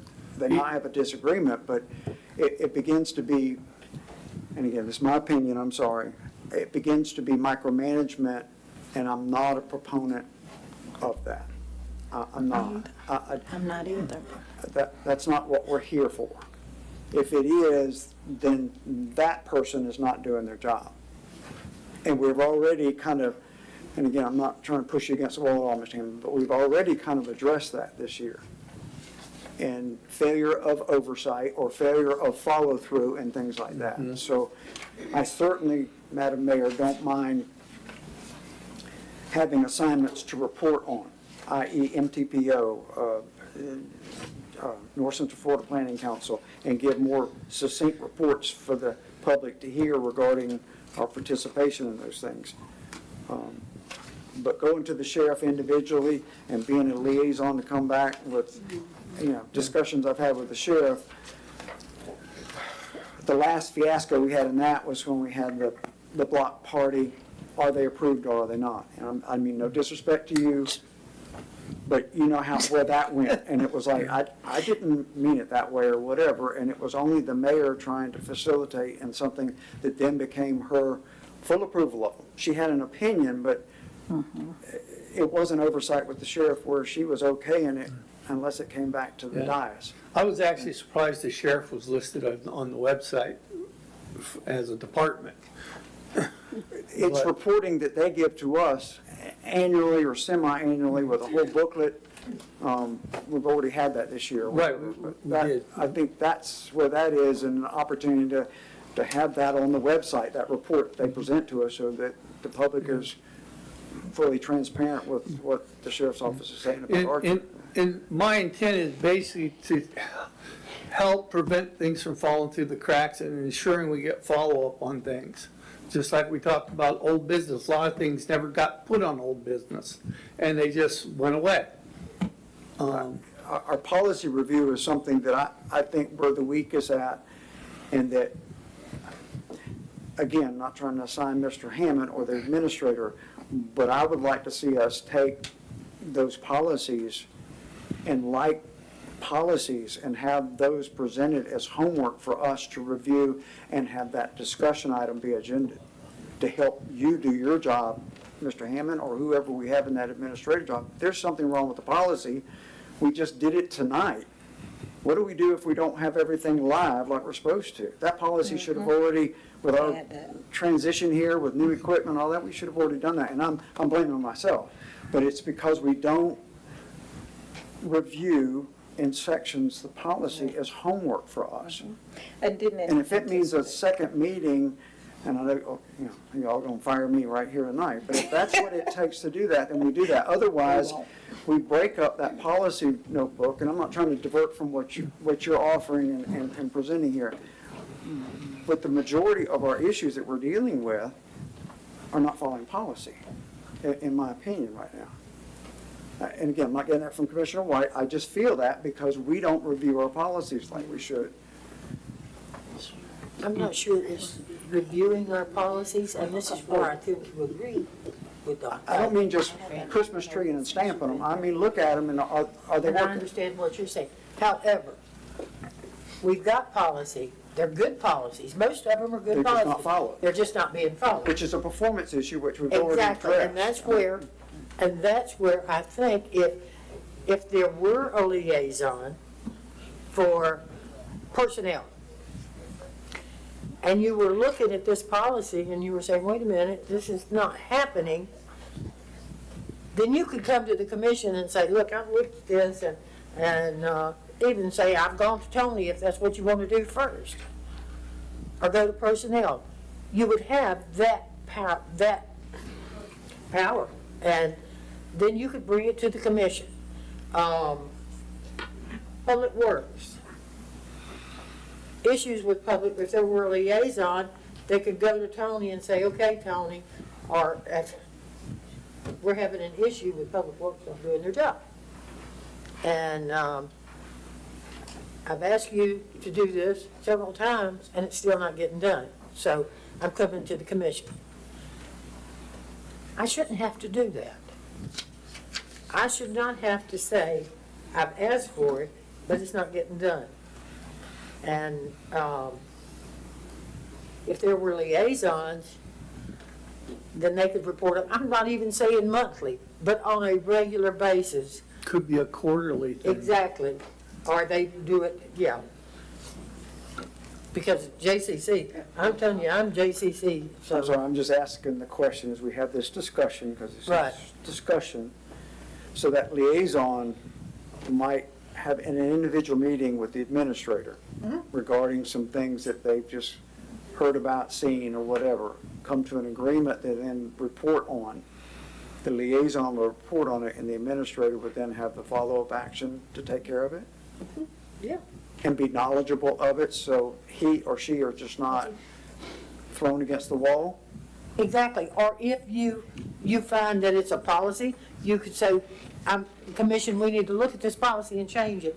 And the administrator would already be aware of that to be able to start doing preparation to correct it. Because again, that's the micromanagement that I'm not going to be a part of, and destroying an administrator, and that liaison role does not go to that administrator before it comes to reporting.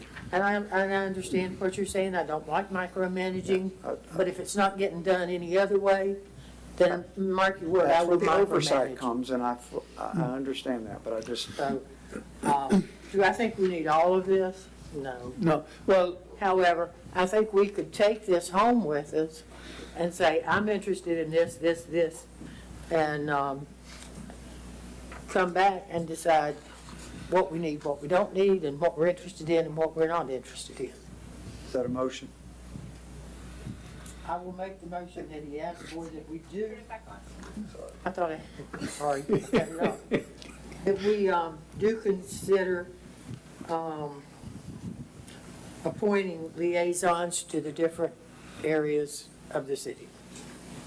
For strictly reporting periodic reports Yes. of what they find, Yes. including having the discussions with the administrator prior to Exactly. reporting. I'm sorry, not trying to put words in your mouth, I'm just doing that to get out of here. because otherwise, Madam Mayor and Commissioner White, it's going to be destructive for any administrator that's sitting here if there's not that connectivity before the reporting is done. I honestly believe that every one of us up here, and I know I've been accused of attacking, however, I honestly believe every one of us up here want what's best for this city. If we didn't, we wouldn't be here. And we're already Now- doing some of it, like Parks and Recreation. You're addressing that, I mean, on a We're regular doing basis. everything I think right now we can. However, for the last 2 years, we haven't. And so we're playing catch-up, just like he's having to play catch-up. And that's what I said. It falls down to, we're at the top. This all falls on us. And I don't like it. I don't like it falling on me, so let's try the liaisons and Okay. move forward. So this will be brought up at our next meeting then on what, or presented, what we're interested in? Well, we gotta have a second. Well, if we get it right. I'll go ahead and second it. All right, I have a motion by Commissioner White and a second by Vice Mayor. And that's for the liaisons. Any further discussion? And this will be agended for the next meeting for us I to guess determine for us to what look at. liaison positions we're going to take on? some of them we already have. I mean, That's what it is. there's redundancy here because we already have periodic reporting that rely on you for the JCC and the recreation and not assigning you. Okay, but- I'm JCC. Okay, but I mean, somebody else might want to say, I want to do recreation oversight or, and review, but determine exactly what each role we're going to take on, like we normally do in January. Okay. Am I allowed to ask a question? Okay, I'm sorry, I stepped out for a minute, Madam Mayor. But with this and with everything that's listed here, will we be getting our updates as far as all of the city stuff? We'll be sitting down with the manager, getting the updates? If you could, or you could do. I mean, because I can't go to Public Works and sit there like I'm watching them, because I don't have time for that. No, but you can talk to them.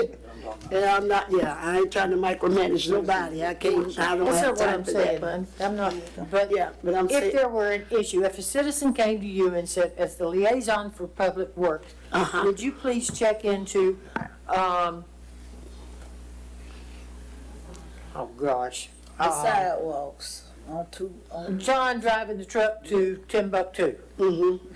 And you could come to Tony, you could come to John and say, are you driving the truck to Timbuktu? to Timbuktu? So we will go directly to John ourselves? You can ask. Okay. The policy is that you can ask questions of any employee. You cannot direct them. Right. You can't Okay. manage them. Well, and another good example is that this cemetery, Mr. Lewandowski has repeatedly asked about the piping, addresses me by name, because we've had discussions about it. Then if I was that person, then I would be reporting on that, where we are through having meetings with Mr. Hammond. And if it's a budgetary consideration for the new budget year, then all due respect, Mr. Lewandowski, is he still here? Is he gone? That's where we're at. We're not going to expense any money for expanding the irrigation until this next budget year, and we're done. I mean, but that's a note that Mr. Hammond will make then during the workshops. And I wouldn't be hounding him on a quarterly basis about irrigation, other than what I already do when it's Easter time and everybody wants to, plant the flowers and make it pretty and turn the water on, Mr. Hammond, or whatever. So I already do that, so, but, I mean, that's just the example. Any other questions? Thank you, Mr. Hammond. Public discussion on the motion. Hello. Don't tell me what you used to do, because we know everybody used to do it in January. You and Laura. Are you ready, Ms. I thought he Lopez? was talking to me. I will, you and Laura. What did you say? Oh, gosh. I said, we know what we did in the past, which in January assigned the rules and the roles of each commissioner and what they were gonna have oversight for. It was done in the past. It was done in my tenure in the past. Oh, well, I'm gonna state it again. Do I have 3 minutes? Go ahead, you got 3 minutes, honey. Okay, I'm gonna state it again. During my tenure, we did this, and it worked perfect. Because what is happening when an employee knows that he can maybe go to somebody else rather than facing Mr. Hammond, it worked better. It worked. It happened under your boss, Mr. Walker. And it worked so well that it took a lot of the responsibility off administration. Because there was a lot of things that the commissioners could just give them an answer to a question or handle it right there. It really did work. I support this wholeheartedly because first of all, I think also, like Don said, it would avoid a lot of things falling through the cracks. You don't have to micromanage anybody, but once they find out that you're over one of these departments, they will probably come to you and say, hey, can you look into this for me? Or go to Mr. Hammond and find out something that's happening or whatever, and you don't have to report on this every month or whatever, just whenever you get approached or you feel like it's something you need to do. I support this so much because sometimes even some of you may not even have a report. But if they know you're out there, you will have something to report or do. In other words, we just need it. We need everything that we can get to make this city work, and I just feel that this is one thing that would help to make it work. And a good example, the Archer Community Center. that probably would have never gotten to the point that it did get had we had someone like Marilyn to say, well, what's going on down there, you know? And come and ask Mr. Hammond. Not micromanaging, just say, what's going on? I'm hearing that this happened and this happened, like I came and talked about the sign that broke that time. It's so simple. It's so simple to do this, plus it gives you something to do. Madam Mayor, Yes. Ms. Lopez just made a point that I had forgot about, but it's true. It does take, if you have a liaison for something, it can take some of the workload off the city manager. I was the fire commissioner. When the volunteers had meetings, I attended those meetings. Not Tilly, I did, and I reported back to the commission. So, and to Tilly. So it can take some of the workload off of him.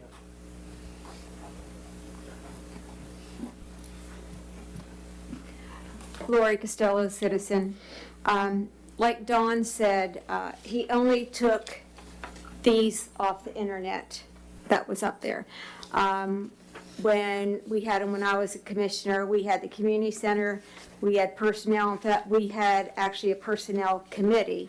Like we used to have a SOAR committee, we had a personnel committee, and we helped a lot out with the personnel policy at that time, because personnel policy was not generic, made for all these big cities, but for our small city.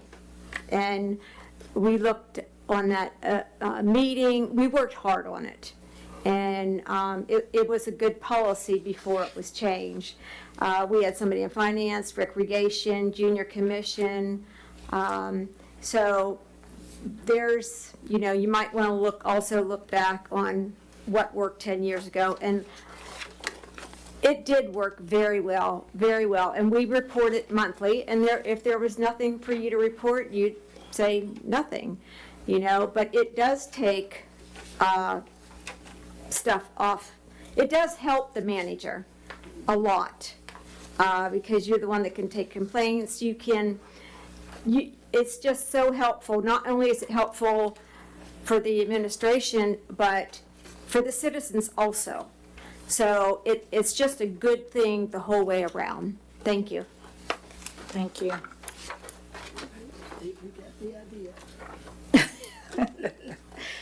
I got the idea that what everybody is saying, but funny that Ms. Lopez would mention Scott Walker, because when I first came on, he was the attorney that was here every meeting, and he is the one that told us not, that, you know, that stopped it.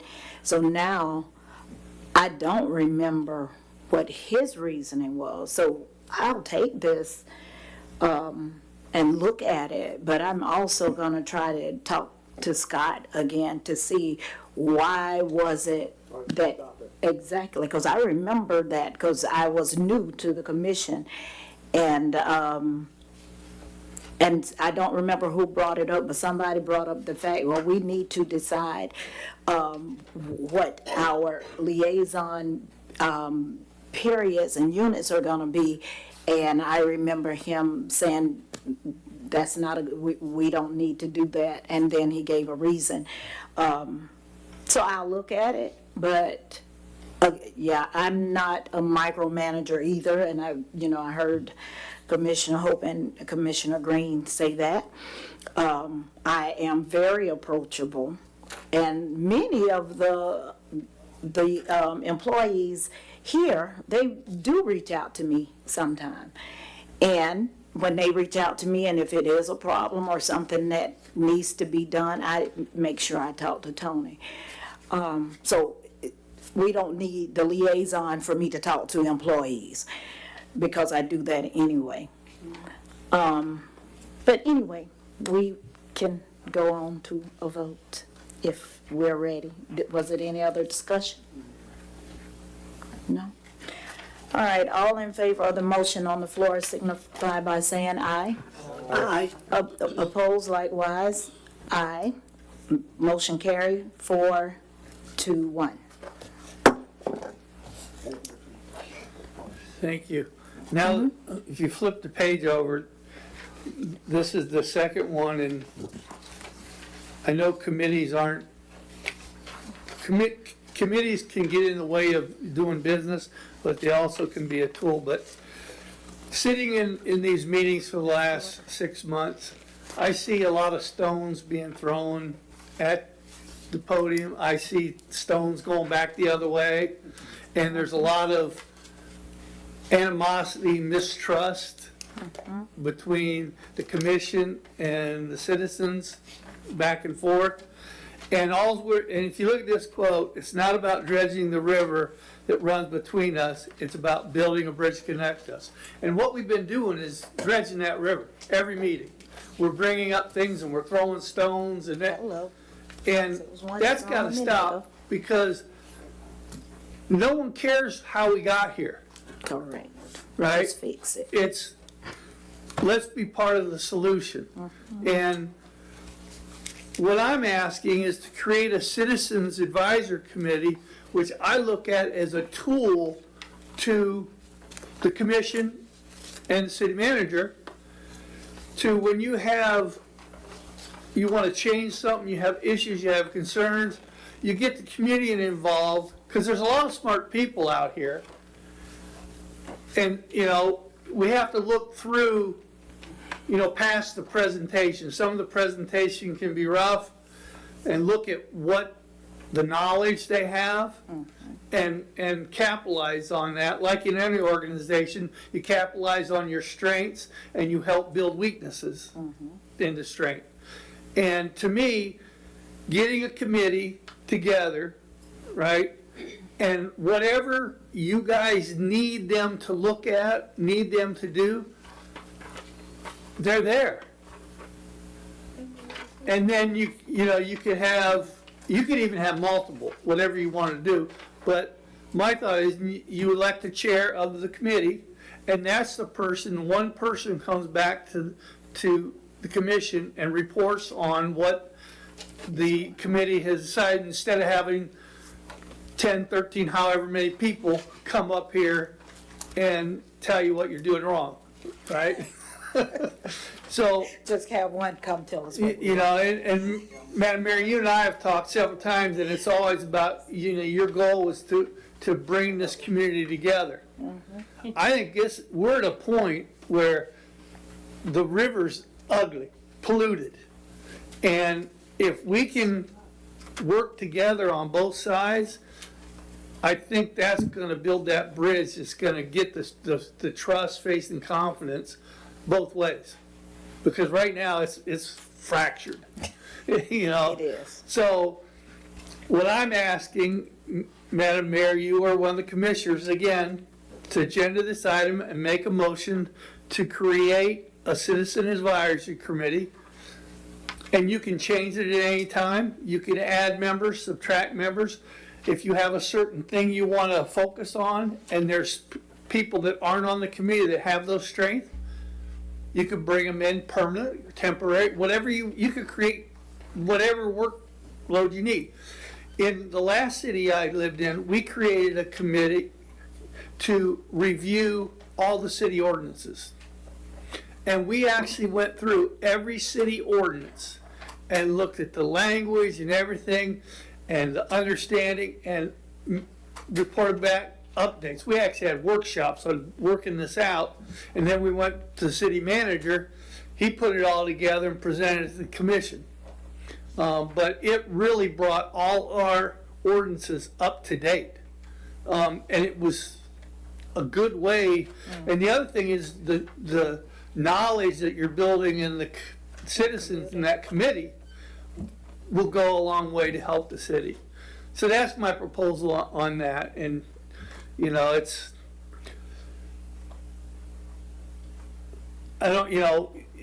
it's hard to hold an employee accountable for something when we're not following all the policies and rules, right?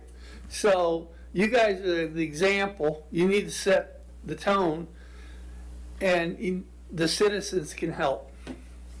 Yes. So that's what I'm asking. And now I'll sit down and shut up unless you have questions. Thank you. Thank you. Well, we have an advisory, for the charter review, but he's talking about something different.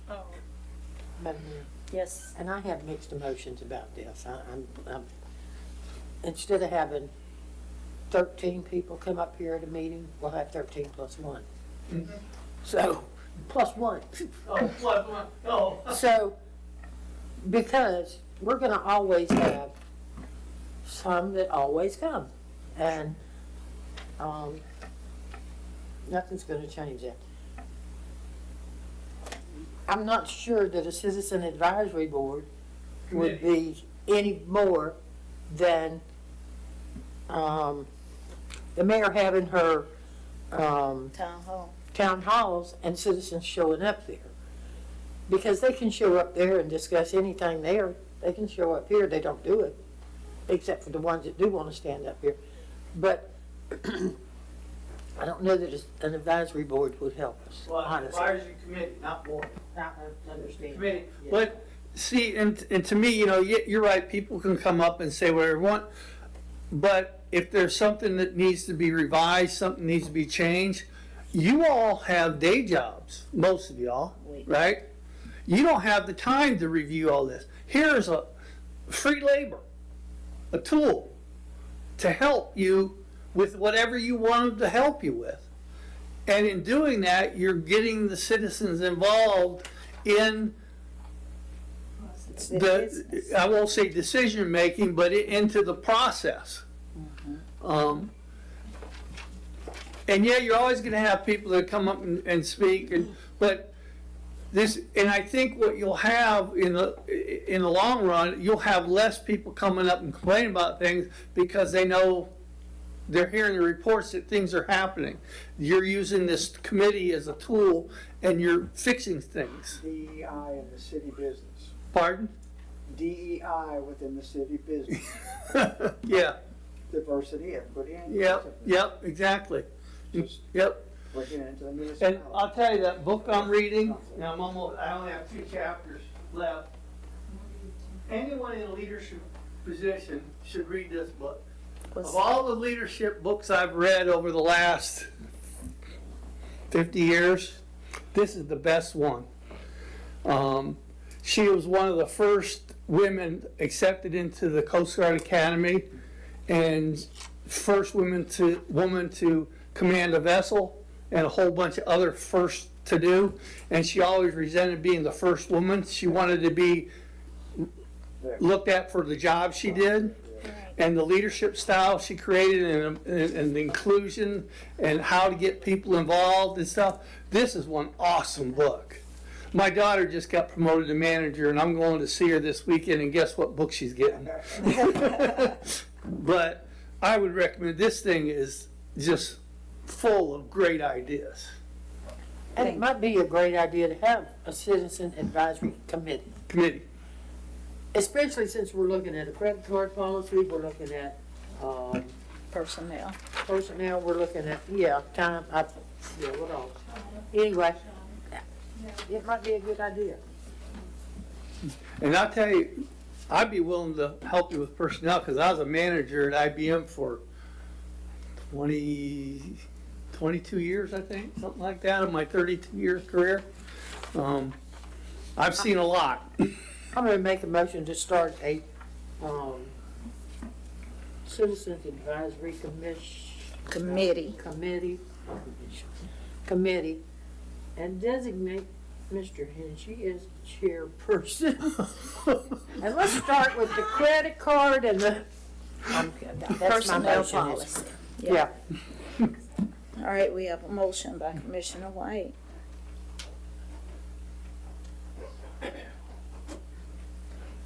We don't have a second. All right, so look like that. Madam Mayor, I would request from legal, again, here I go giving assignments, but do we have any other sister municipalities that already have a citizen advisory committee that you all represent?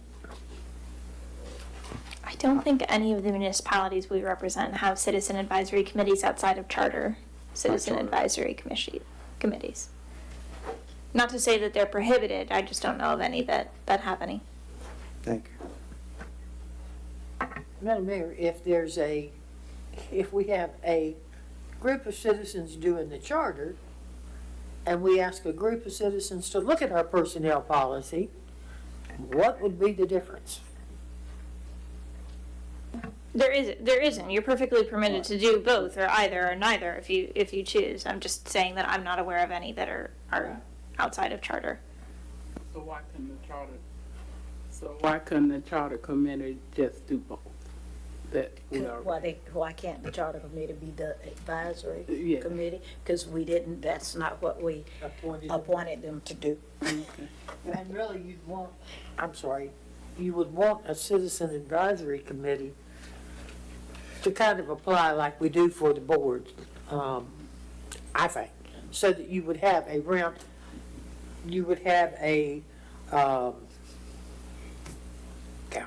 a business person, a housewife, you would have a well-rounded group of people, a teacher.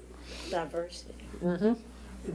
Madam Mayor, I'm not trying to kick the can. I just want it well defined if we consider this. I don't want to make a blind just motion tonight or second it. That's the only reason I didn't go ahead and second it.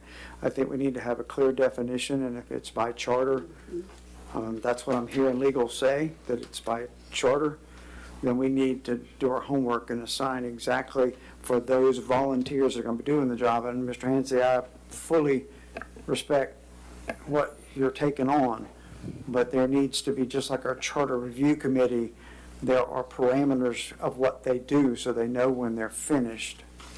And it's just not a battering ram of people bringing issues forward, and they would know what their job is.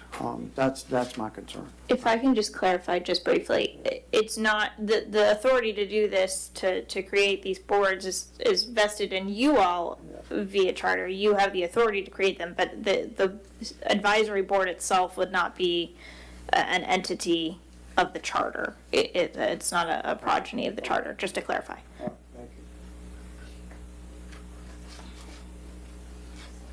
Okay. So, all right. So the motion died. We're moving on to agenda item 6. Current credit card policy. Kirsten, you want to address this, or you want me to? You start. The policy that you have before you is what we currently have on file. You have reviewed it several times over the last 3 or 4 years when we developed this.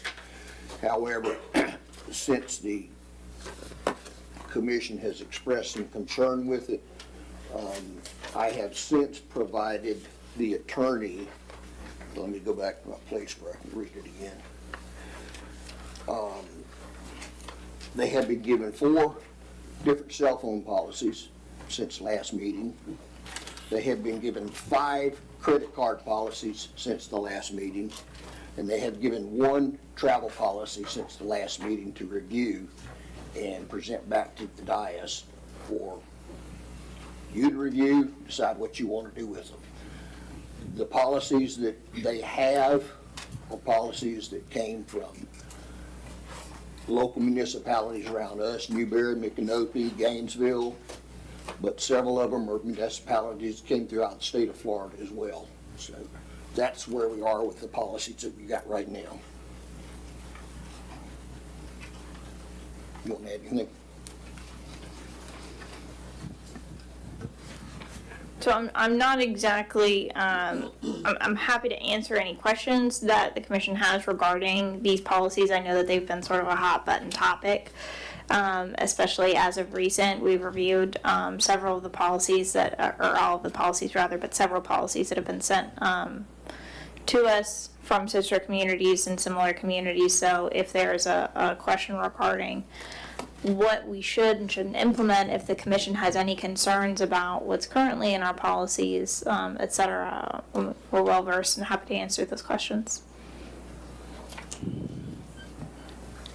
I guess it's me. This policy's good. I mean, the policy's great. But if you don't follow the policy, it's no good. And that's where our problem lies. Not only that, we have 4 credit cards out, 4 or 5, 4, no. There shouldn't be that many credit cards. That's one of the things we got in trouble for with the state audit. There should be 2 credit cards in City Hall. One in your desk, one in the clerk's desk. And it should be checked out, and it should be brought back with the receipt, and that's it. We're not a big city. We don't need more than 2 credit cards. And I may have a lot of disagreement, but that's where I'm at. If you check it out, you know who's got it. They check it out, they bring it back, check it back in, hand the receipt to the clerk. Then you've got receipts for everything. We don't get those now. We don't have receipts for a lot of stuff that goes on the credit card. And that's where I'm at. I mean, the policy's good. I'm good with the policy. But if we're not gonna follow it, we don't need one. I honestly don't think the policy's detailed enough. And the one that she has to review is quite detailed. The one, what? The one you sent? The ones that she has are quite detailed. It talks about receipts, the requirements for receipts. This doesn't talk about receipts. It doesn't tell you talk about the number of credit cards, but it talks about receipts. It talks about travel. It talks about mileage. It talks about where you go to get your official mileage from here to there and things like that. I mean, they're very detailed. Talks and about they're based checkout on- policies and all kinds of Yeah, things they're that you based just on mentioned. what came from other municipalities. It's very simple. It It- just says it payments, is. turn in receipts, may result in interest and penalty charges. It does, like I said, you can make a simple one, you can make a simple one, or you can make a 30-page one. It's not gonna work if you don't follow it. And it's not being followed right now. That's my only gripe with the credit card. And we have too many out. I don't think we need as many as we have. Madam Mayor, if I may ask, Mr. Hammond, we have 4 cards currently. Yes, sir. Would you, who has? Cindy has one because she does the majority of our ordering. Online. Deanna has one in her desk. I have one in my desk, and I have the mayor's in my desk. And Public Works does not have one, the Public No, Works sir. When they supervisor? want something, they come and get Cindy's card to go do whatever they need to purchase. And I can tell you the reason, I'm pretty sure the reason there's one with my name on it is because there was a problem where Deanna made the arrangements, but now with so much fraud, they would, even though the arrangements were made already and paid for, because I did not have that card in hand, they wouldn't accept it. And then I was told that it also had to be in my name for me to be in that room. And I'm pretty sure that is why I had the card in my name. However, like I said, so many times I still paid for things myself because I forgot I even had the card because. And you have to get the reimbursement. Yeah. to fill out.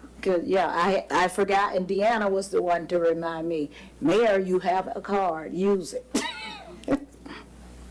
So, yeah. But Tony can keep the card, because I don't have time for problems. 2 is sufficient for this small town. 2 is sufficient, and if Cindy's ordering, she can check it out from Deanna and order. If Public Works needs something, check it out from Deanna and go get it and bring it back, but get the receipt for it. Because right now, there's several things we don't have receipts for. Several. Are you making that a motion, Commissioner White? To go to 2 cards? Yes, ma'am, that's what I'm asking. I will make a motion that we go to 2 credit cards in City Hall. And those will be assigned to the One city going to manager Tony and one to and- deputy clerk? Exactly. And it be checked out and yeah, y'all can make the rules up. And check back in accordingly. I'll second that. Just to clarify, so I hear the motion. Would you like me to incorporate that into just some changes to your policy regarding check-in and check-out and the number of carts and who they're assigned to? Yes. Okay, we can absolutely do that. I mean, you do the policy however, like I said, but I will amend my second to that effect to give detail for that, just based on our, even before we get auditing results or whatever, so that we're doing our due diligence and action plans, and then if we grow accordingly, Mr. Hammond can certainly present that to us for consideration, to expand it to 3 or 4, but So that means that, Tony, you gonna have to be there and, I guess, check my room in your name whenever we go. And that'll work. Because I'm not gonna have these issues. Any further discussion?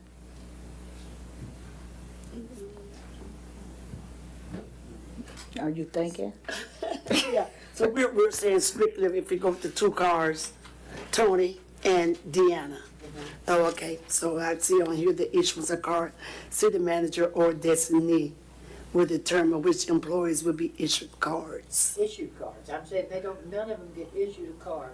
Excuse me, that was poor. Yeah, so that's what we're, I'm saying nobody thing that we're gets taking issued out. one except Tony and the clerk. And that they would be check it part of the out change. From the clerk. that's okay. And that would be what I changed. This is your policy currently, and so we're discussing anything that we'd like to amend. she's gonna edit it and bring it back to us Mhm. the next month, Okay, I got you. I guess. When you're doing that, can we put something in there about if you return it without a receipt, we're gonna charge you for the card? I mean, Are you amending your motion to ask for that to be oh, additionally added? Something to that effect? I don't know, is that all? Consequences for not turning in? Yes. Okay. We can I can put something together from the other municipalities. Consequences for not turning in receipts. I mean, those are the 2 big things.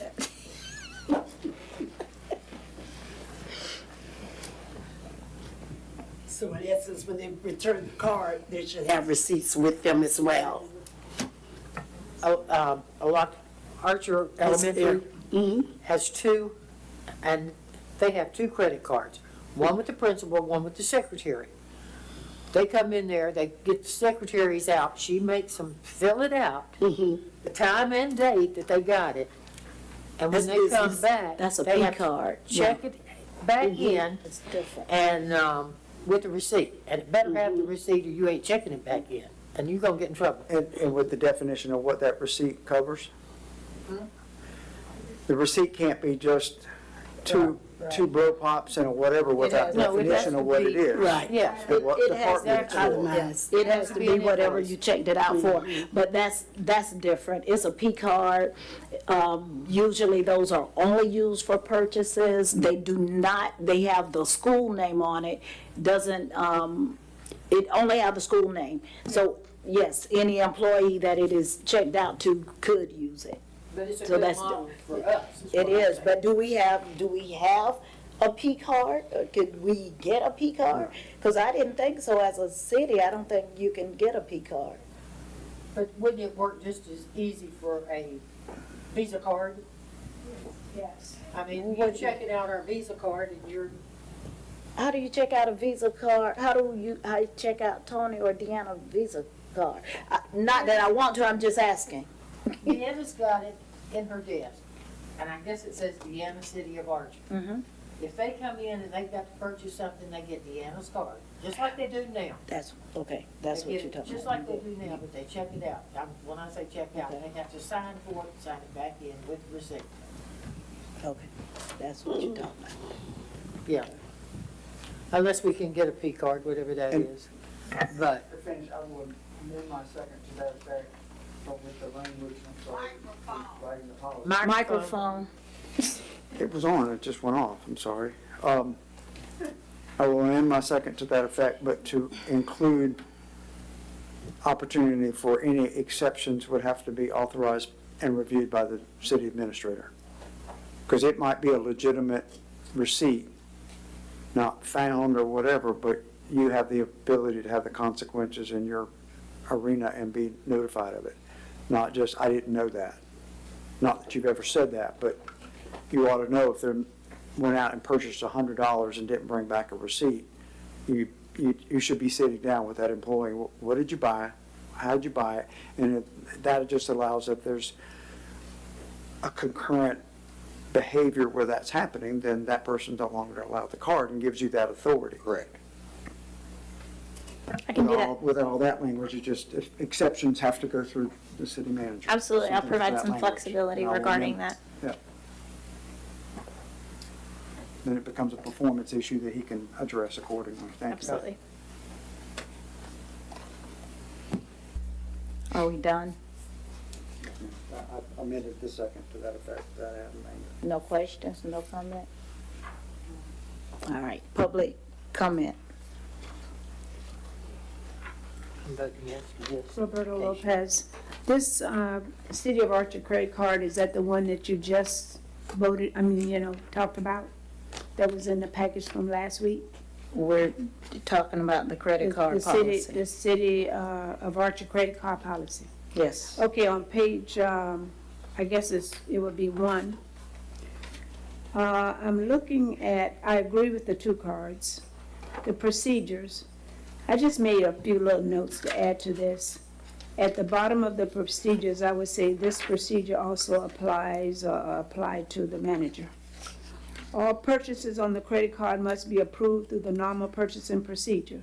When the credit card statements arise, all users must turn in invoices and requisitions to the city manager. I think that's what you guys were asking. But also add, this procedure also apply to our manager as well, because you're talking about just somebody. The next thing. Turn it into myself.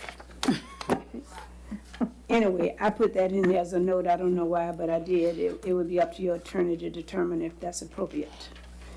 To ensure prompt, the next one on that bottom line, that's the last paragraph, to ensure prompt and proper payment of receipts, invoices, transactions, receipts for purchases on city credit cards are to be turned into the manager or designee. And I said the manager or the accountant, because she would be the one who would probably need to record all that stuff, instead of just saying the word a designee.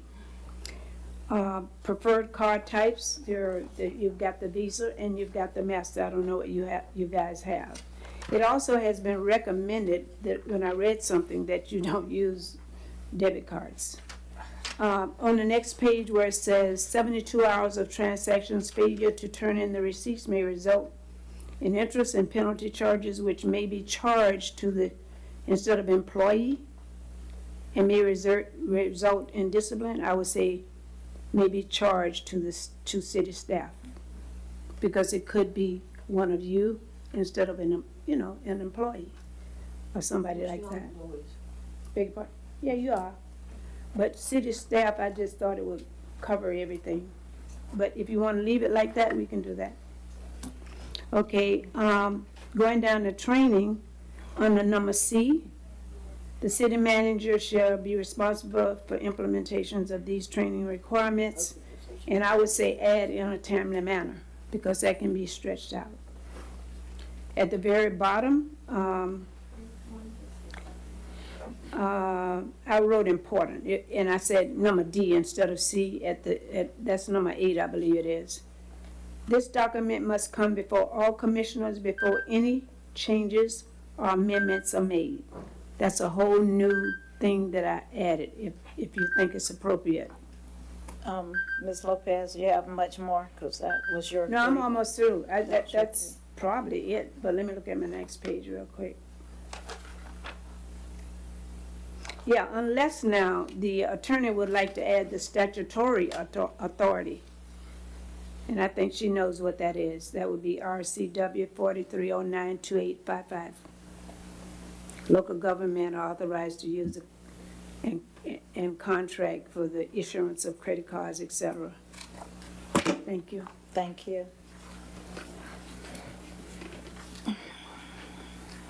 Lori Costello, citizen. I don't know how many of you commissioners look over the credit cards, but they're terrible. I mean, so many receipts are not being handed in. And Mayor, I don't mean to throw you under the bus, but on your credit card, there was more than several receipts not handed in. I email my receipts as soon as I get here. I have always emailed them. So I'm just whether they saying did that they not- didn't make it on the bill. Okay. Okay? I definitely You can emailed bring them. that up with the accountant. I did. Okay. Yeah. Okay, because I haven't received them. Okay. But I don't know whether ordering stuff for the office, one hand don't know what the other hand's doing, but I'm just gonna throw out an example. Every time there's an event or manager's meeting, they always buy plates, forks, napkins, always, okay? Then there's a $800, $500, $400 order of plates, napkins, all kinds of plates, dinner plates, cake plates, bowls, forks, knives, spoons, cutlery set, okay, in the same month. And that goes on and on and on. So I don't know whether somebody's just ordering this stuff and taking it home or what's going on, but these credit cards, people are just, I don't know, blowing them up. And maybe that's why we are in the position that we're in. I just wanted to give y'all a heads up because I don't know how many of y'all look at the credit cards. Commissioner Penny, you look a little confused. Do you have any questions for me? No, ma'am. Okay. Okay, thank you. I am pretty sure those plates and spoons and forks are for the different events because the city usually provides them. Now, if they are not keeping up with the receipts, I'm disappointed, but I'm pretty sure of that because they do make sure that there are flatware, plates, cups, and, for events. So, And Madam Mayor, we yeah. addressed that in the review and the edits we made on the policy tonight to rectify this. Exactly. And I think take what she action was- appropriately. I think part of what she was saying is they're being ordered duplicates within a month's time. You're ordering 800 plates, cups, or $800 worth of paper goods, and then the next month you may be ordering $500 worth of paper. So it's not. Well, they all not being used. That's, well, it takes a lot of people. It takes I a lot don't of know. people to use $800. It depends on when they're ordering and if they order every month. Because we have been having more events and larger events, but I don't know. I can't say. And that's something for the auditor. Brenda Skinner, citizen. Whenever I turn into a receipt into the church, and I always make this a policy anywhere that I work too, if I had to go and buy the plates and the spoons and the forks and everything, which I was usually the person that had to do that, I turned in the receipt and I wrote right on it what it was for. Whether it was somebody's birthday that I was sent to get the stuff for, or whether we were putting on a dinner that was for someone who was visiting or doing a presentation for a particular event, whatever the event was, we wrote on it what that was for and the date of the event. And if that happened, then I think it would help you guys to know why something is being purchased. I mean, if it's your regular office supplies, that's one thing. But if it's things that you're buying for specific events, then you need to know that. Because if you're buying 800 plates and you only have 300 people show up for that event, We have leftovers. you've got a lot of leftovers to use for the next event. And then if they turn around for that next event and they go buy another 800, then what happened to the 500 that was left there? That was, Madam Mayor, that was in my amended second to have the definition of what the receipt is purchasing for. I already stated that in my amended second. Motion we approved. Thank you, Ms. Skinner.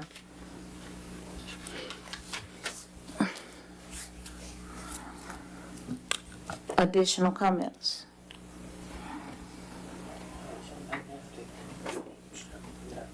All right, let's go to a vote.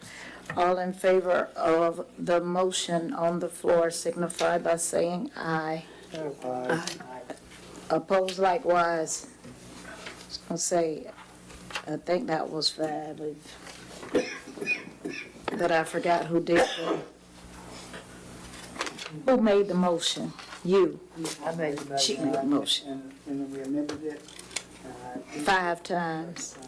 Exactly. With additions to it, details of the receipts and consequences. All right. Madam Mayor, Yes. before we move forward, is there any possible way, I don't know if legally we can do this, but could we put Kimley Horn in the new business up at the top? She's been sitting here all night. Yes, she has. Drive. Being nice. Yeah, I know. And she's got to drive home.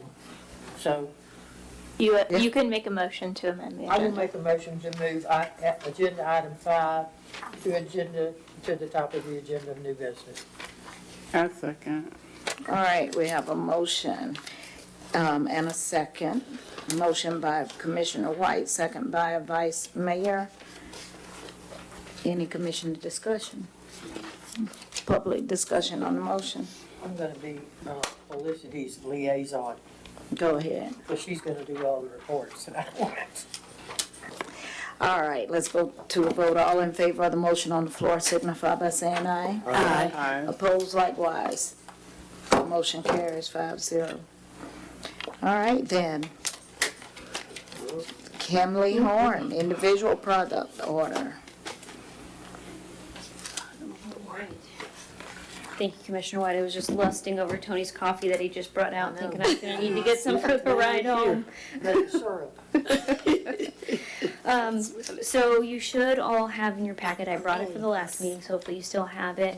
Our IPO, that is specifically for the civil engineering work for the Archer Community Center. So the grant that you all have is for the architectural design, and the construction of the building and parking lot and all of that stuff. But this is for the actual layout of the parking lot, permitting for your stormwater pond, the true civil engineering for the project. I'm sure this question is already in your minds, we were working to try and find grant funding for this because the current grant funding doesn't cover it. However, we have not been successful to date for it. And we are at the point where we need to move forward with this to be able to complete the project in the timeline awarded by the state. So there are, if you go to, I believe it's the last page, there's a little table that shows the 4 tasks that are outlined in the agreement and the fee associated with those tasks. I do realize, how finances are and things like that. And I would ask that if you don't want to move forward on all 4 tasks today, that you at least move forward on task 1 and 2, because the architect can't finish up their stuff and we can't send the project to bid without those first 2 tasks being complete, because you can't bid without your permits. So happy to answer any specific questions that you might have on that scope of work or on anything else related to that project. Tony, didn't we get a grant from the county also? Yes, ma'am, 333,000. Plus the one from the African American Foundation? Plus 20,000 from Duke Energy, I believe. Yeah, and then there was like $500,000 from the state. So we have about $1 million total, and that is for the architectural and the architect-specific permits and the construction of the building. And we are right up against that budget with our with the architect's cost estimates.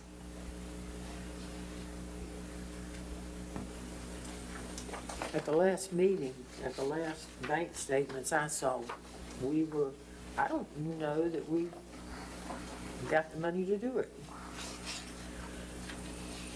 I know that we got some ad valorem in, but I don't know exactly how much we got in.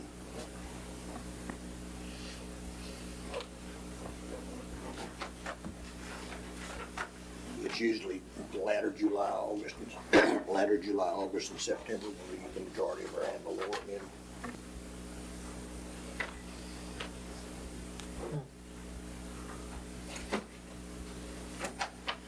And I know Cindy did look at this. You say she did or did not? She did. If I could make a recommendation, I would recommend, like Felicity said, we at least do 1 and 2. And we can address 3 and 4 later on. Yeah. 1 and 2, if we do not do that, it's gonna put a halt on the project. And how long do we have before we have to start the project for the grant? Right now, the current grant deadline is the end of the year, but they allow one more extension, so you would have to expend all of the funds by the end of June next year. So we can't wait beyond this point, unfortunately, to get this stuff done if we want to meet the deadline. We would do our best, but we couldn't, we don't feel confident we can meet the deadline if we don't get approval on this tonight, unfortunately. And I'm not confident that we've got the money to do it.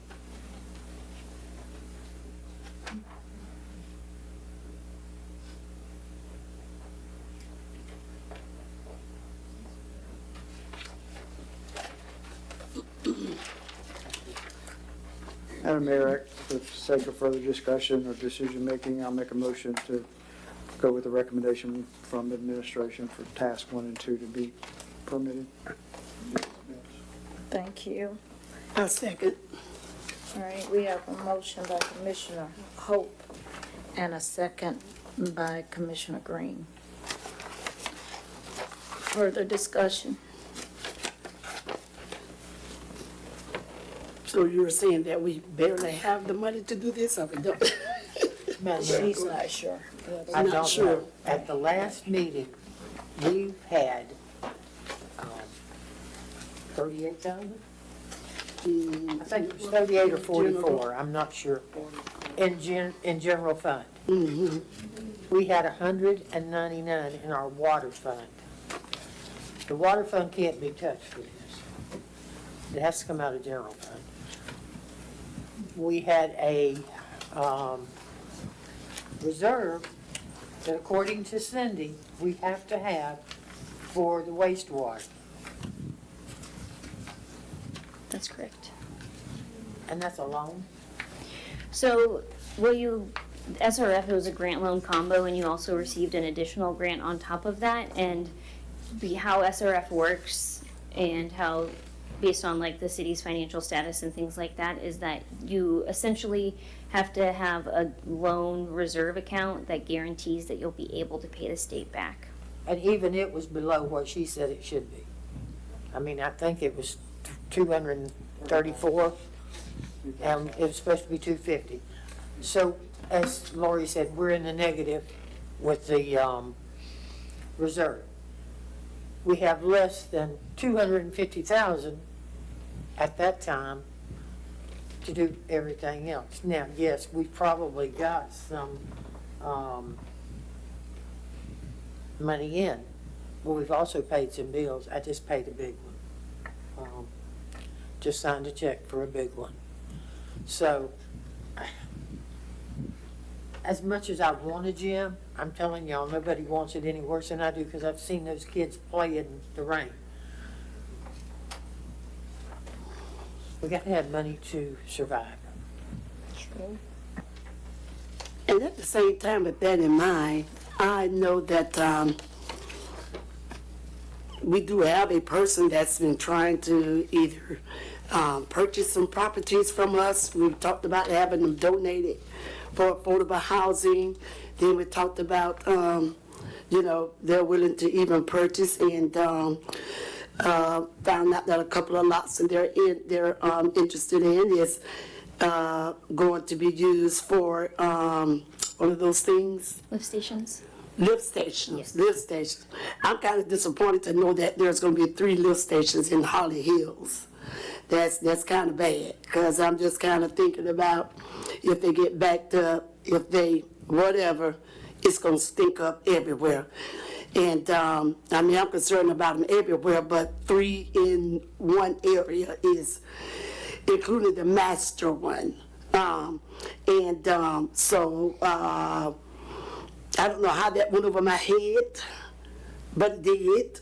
And I know a couple of those parcels would have been really good for homes, where, you know, that properties could have been, you know, I heard one of the ladies say early, at our last meeting, how her and somebody else tried to purchase property, they was turned down. And that's the thing that has been with the, with our city for years. Even before Tony came along, there, you know, there have been vacant, properties, and they won't let go of them. And I mean, even with that, could bring in some revenue. So it's like we're sitting on money we just don't, that we could have, and we could bring revenues from it. Then if you're bringing in affordable homes, which people grab those really fast because we've seen it done in the, you know, in the, 3 or 4 years ago when homes was built, affordable homes, people grabbed them. So that's bringing in revenue into the city. But, you know, so 2 very nice properties now going to be used for lift stations, and I couldn't understand why one is right down the street, which I spoke with you, Felicity, is right down the street from a retention pond. The other one is going to be closer around where Ms. Lopez them live, and I'm just thinking about folks get to flushing the wrong things down there. Things some of us gonna have a problem because it sounds like the city is gonna be responsible for them. Newberry won't be responsible for those. So I hope we're gonna have people really trained to take care of those problems, because I mean there's certain areas of different towns you go in and that smell is always there. It's always there. But getting back to what I was saying, we, and this case, the lawyer, Kirsten or the other, research these, research to see if we could donate these properties, if we could sell them, and it was never brought up that they were going to be lift stations. And I just see that this could have been revenue to be brought into the city, because we keep saying what we don't have, but we keep blocking, properties and spaces that we have for sale where we can bring in revenues. And so, you know, I just get tired of hearing that Archer is broke. That makes us look real bad, really bad. And it's and that's sad. That's sad. But with that in mind, and we wouldn't want to. I heard Commissioner White say as bad as we need a gym, but we're about to let $1 million go to waste. I mean, go back for $26,000. That's what it sounds like. That's what that sounds like, and that's sad. That is very sad. But I would say we need to get busy, get on some of those parcels that we have for sale. I mean, Mr. Arnold's own came up real quick before us. I don't know how that one superseded everybody else that's been asking to buy properties. Hoyt and Hope, along with the CSX abandoned parcels, is $7,000.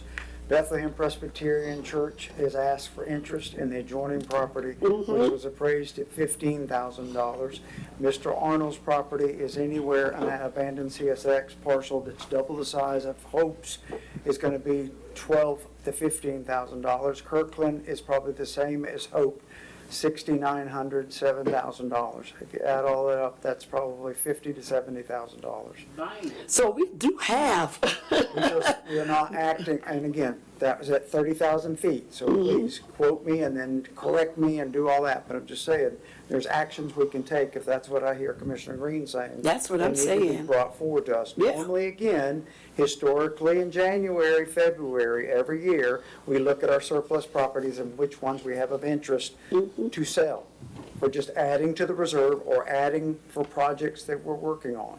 These are some of those things that, again, 7 years trying to get a driveway and a cul-de-sac for 2 residences that are willing to pay for it. Yeah, it's sad. It's ridiculous the amount of time we're spending on this when we could be acting on it. Thank you. And that's my point. That's my point. I mean, the lists were bought before us months ago. Lawyer looked into it for us, and it just got thrown away. So we do have, we just need to act on what we got. Madam Vice Mayor, and I agree with you, there are some assets. There are a lot of assets. However, she has the money now. And if we've only got $29,000 in the bank, and you're saying give her 25 of it? How you gonna pay the employees? I say we get to moving fast. I mean, these properties have already been identified that's for sale. We had a list a few months ago. And where are those lists now? That was like back, I think, in the fall, when those properties were identified. I don't know if somebody should be able to bring that up for us. And I just wondered how one person can come and just get that train moving and nobody else could.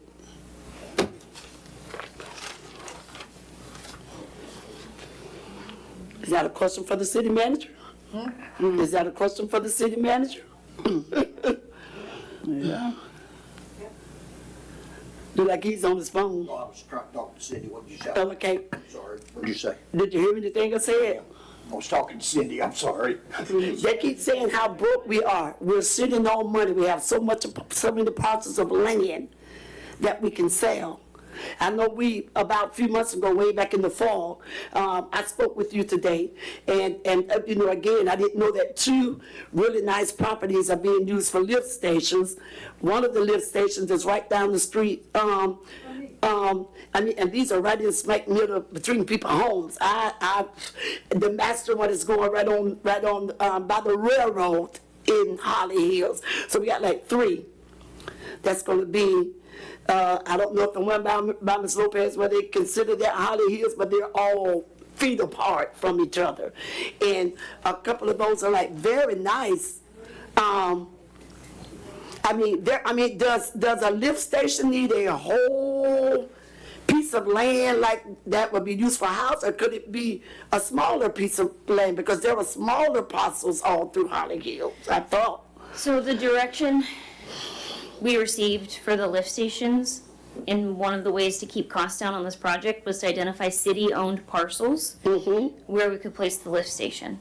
Now, there are certain size requirements for a lift station. It doesn't need a full acre parcel or anything like that, but it does require certain setbacks and to have a security fence around it. And so that's sort of how we ended up where we ended up, is a city-owned parcel. And it's dictated by the topography of an area. So if there's more hills, you're going to have more lift stations. And so that's kind of how we ended up at this point. And the Helpling property that was originally designated as a wastewater treatment plant and then was then converted to the master lift station through the restrictive covenants of DEP. Yeah, I was just, and I understand that now it's kind of late for all of that. Again, I didn't realize that so many of them was going right there in Holly Hills, which I'm very concerned because I live in Holly Hills. And I didn't understand that master one was going on the east side by the railroad track, where the next one you're talking is so many feet away from that. I'll tell you, in gravity sewer, every foot counts. It makes a big difference whether something is 100 feet away. I mean, it does make a difference. Okay, so these 2 nice parcels that could have been sold and brought us in some revenue, they'll definitely have to be for lift stations. Yes. Unless the commission would direct Kimley Horn to do something different, like a different technology, which would delay the project and incur additional costs.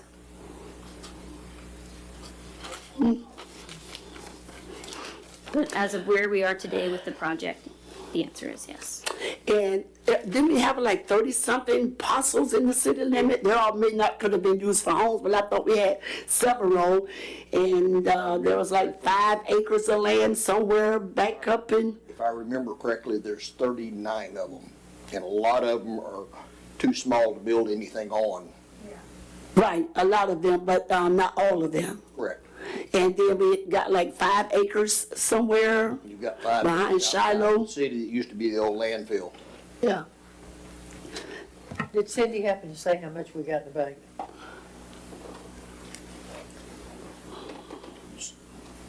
The PPC adjoining property is almost 4 or 5 acres. It's a block away. It was designated to have a lift station. Designated to have a lift station on it, but that did encompass 5 acres. So the church was still interested in acquiring that. Remind me that street again? Is it like 135th or something like that?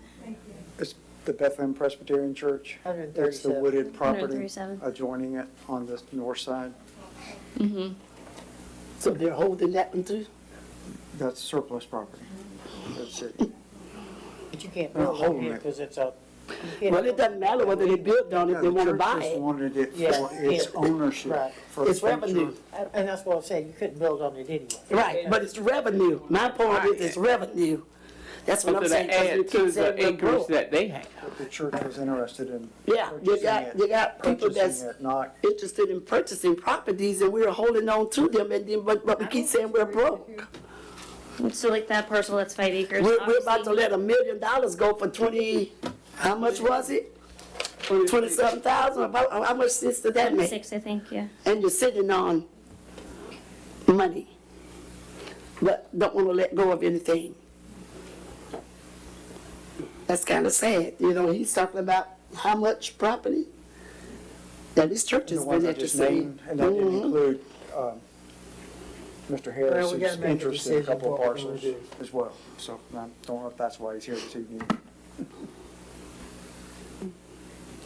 And, now, you know, I mean, is there a reason why we can't sell some of these parcels that are, 5 acres. that we have available? There's no reason you can't sell them. I mean, obviously, subject to the restrictions that we've just talked about, some parcels we need for projects that we've already talked about. Right, but outside of those. No, outside of that, there's no reason that you can't. There's no reason we can't sell them, just finding the buyer to buy them. Yeah, Once you put them up, Who's gonna buy a piece of property that you can't build on? You have buyers. I think you have some, you just need to identify. Mr. Arnold was gonna buy. You just, right. Ms. Arnold's gonna buy some of it, right. But then you do have some that they can build on. Why can't we identify those? We can. What's the deadline that we have to do something with this, the bottom date? Oh, boy. Last week would have been preferable. Yeah. Where we said that. Cindy's not comfortable with this. I mean, if we wait another 2 or 3 weeks for, I mean, what, 3 more weeks till the next commission meeting? That's a lot of, that's a full month lost essentially. And I won't say this, excuse me, Madam Mayor, but I try to hold my peace, try not to say very much. say it, girl. But for us to be in a bind like this, Mr. Hammond, I have to say it falls back on you.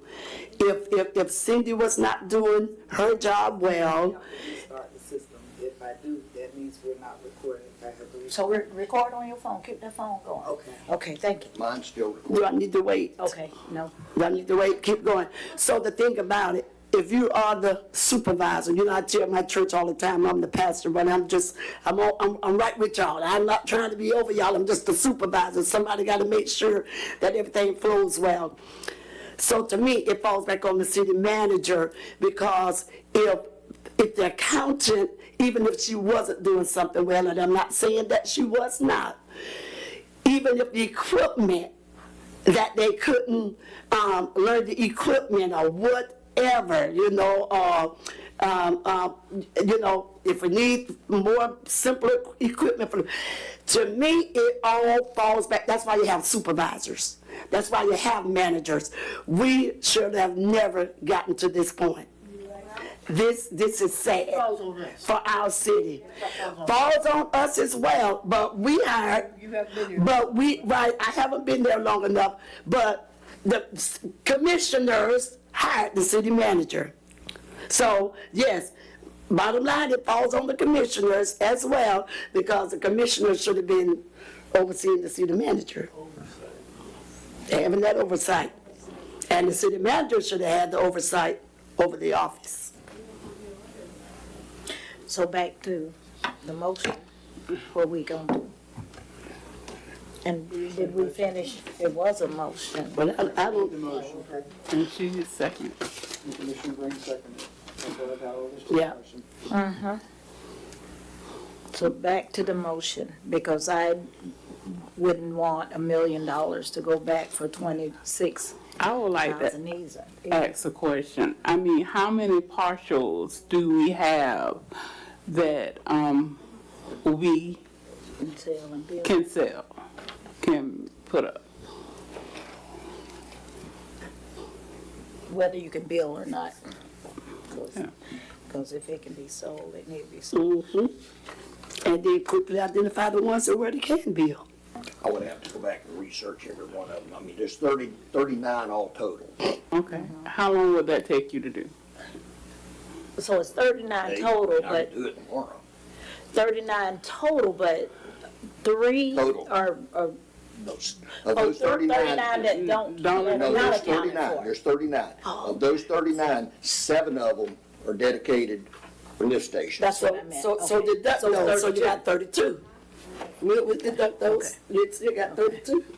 That's what I meant. Because if we can at least sell. And it shouldn't take but a couple of days to go back to identify if the lots are big enough for homes to be built on them. That shouldn't take long, because we should know how big of a lot you need to build on. I don't know why that would take several weeks to get done. Well, I don't know if we need to know that, if they're for sale or they need to be for sale. But I'm saying if people look to buy, because I know for years, people have been trying to buy lots.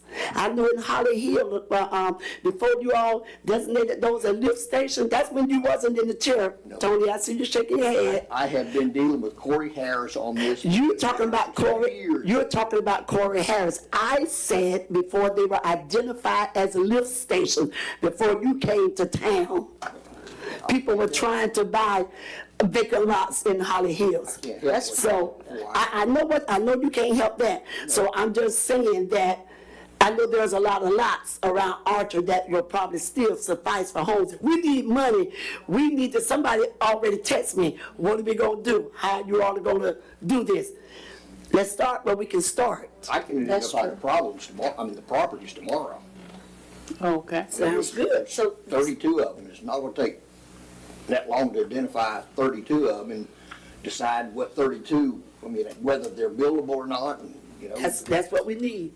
I've got one that I know is not buildable, but it's adjacent to a piece of property that's that is. next to buildable, so you can combine both of them. But, it's like that. That's what we need. We need to be able to identify so that we can get some funds rolling. So, ladies in the audience, I need you guys to stop so we can get through what we're doing and get to you guys. Yes, I'm sorry. So this, we would not be paying this until, I'm looking at the last sentence. Lump sum fees will be invoiced monthly based on the overall percentage of services. Yeah, so it's not everything all at So, like, you wouldn't have to have it once. tomorrow. Correct. No, you'd get, the first bill you would get at the end of August. Cindy's comfortable with this in 30 days. I'm not comfortable with Cindy. That would be what it's at. We got what we got. Madam Mayor, So, again, I know I've already addressed it once, but you've got CSX abandoned property with interested parties this evening, as well as one waiting for a memorandum of understanding. You've got a BPC church that's already written in documentation the interest in the appraised property value of the adjoining property. This encompasses a total of $30,000 to $35,000 in and of itself. It could be handled in whatever legal timeframe that takes to close on that. I'm not trying to buy nickel and dime here, folks, but I'm just saying, I get you. I'm trying to address what Commissioner Green is saying. There's surplus property that we normally look at in January, and here it is almost August 1st, and we're discussing it. And things that have been on the table for years. I don't want to get into performance and Mr. Hammond or Cindy or any of that. I'm just saying, we just keep kicking the can down the road on opportunities to have revenue sources coming in here. I understand the urgency about making sure you delineate what's a lift station, what's not, what's buildable and what's not. I'm reviewing all this discussion we've had tonight. But you've got an opportunity with a little group of jewels that are saying, we're interested, we'll pay for it. That is correct. You got one that's been waiting 7 years, and I know y'all are tired of me saying that, but how long does it take? BPC Church has been waiting for 5 years. So what's it, I mean, who moves next? All you've got to do is address a formal letter to the church, and the funds are there. And I'm sorry, I'm not trying to buy a nickel or a dime, but I'm the treasurer of that church, so I know where the funds will come from. You get a check tomorrow for whatever the appraised value of that adjoining property that they've already said they were interested in, this surplus property. So you've got the Hoyt and Hope saying, what do we do next to get it? That's all that matters. Before you address Mr. Harris sitting in the audience, or lots that he's been asking about for purchase, not donation, I don't think, but purchase. I don't know if that's what he's here for tonight or not, but it's maybe additional properties he's identified over there. I'm game. I'm game. I am like Commissioner Green, though. I don't want to lose $1 million opportunity here for something for the community. Right. I don't want to go broke. I don't want to have paycheck IOUs for our staff. But gosh, I mean, we sure get nervous with growing pains around this little town. Thank you. Yes, we do.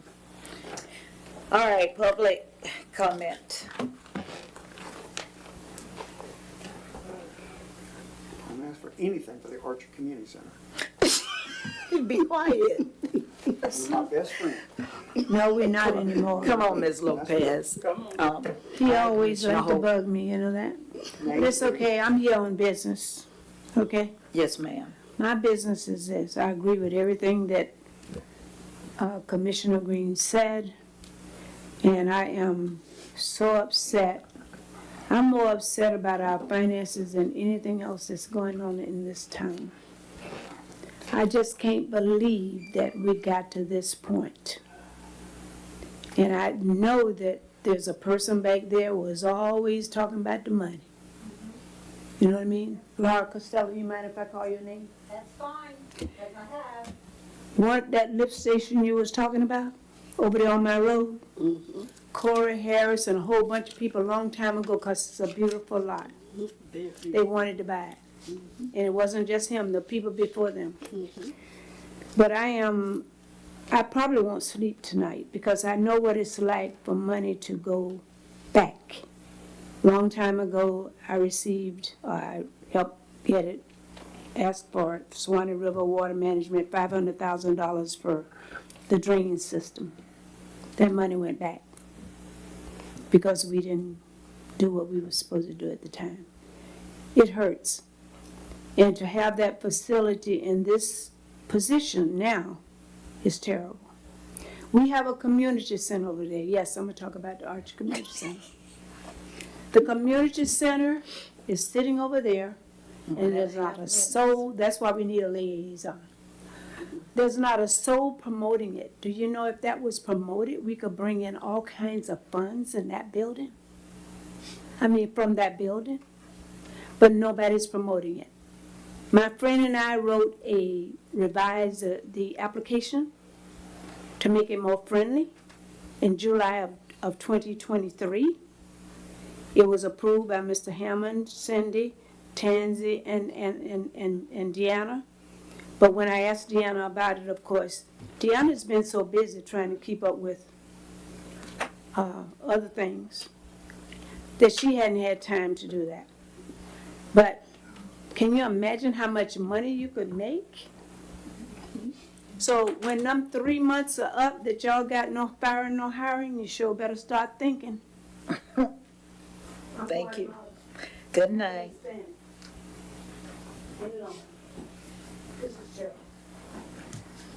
Lori Costello, citizen. Not only do y'all have to think about the $26,000 that is needed, you have to think about the maintenance, additional staff. You got to think about money for the sewer system. You got to think about making this building ADA compliant.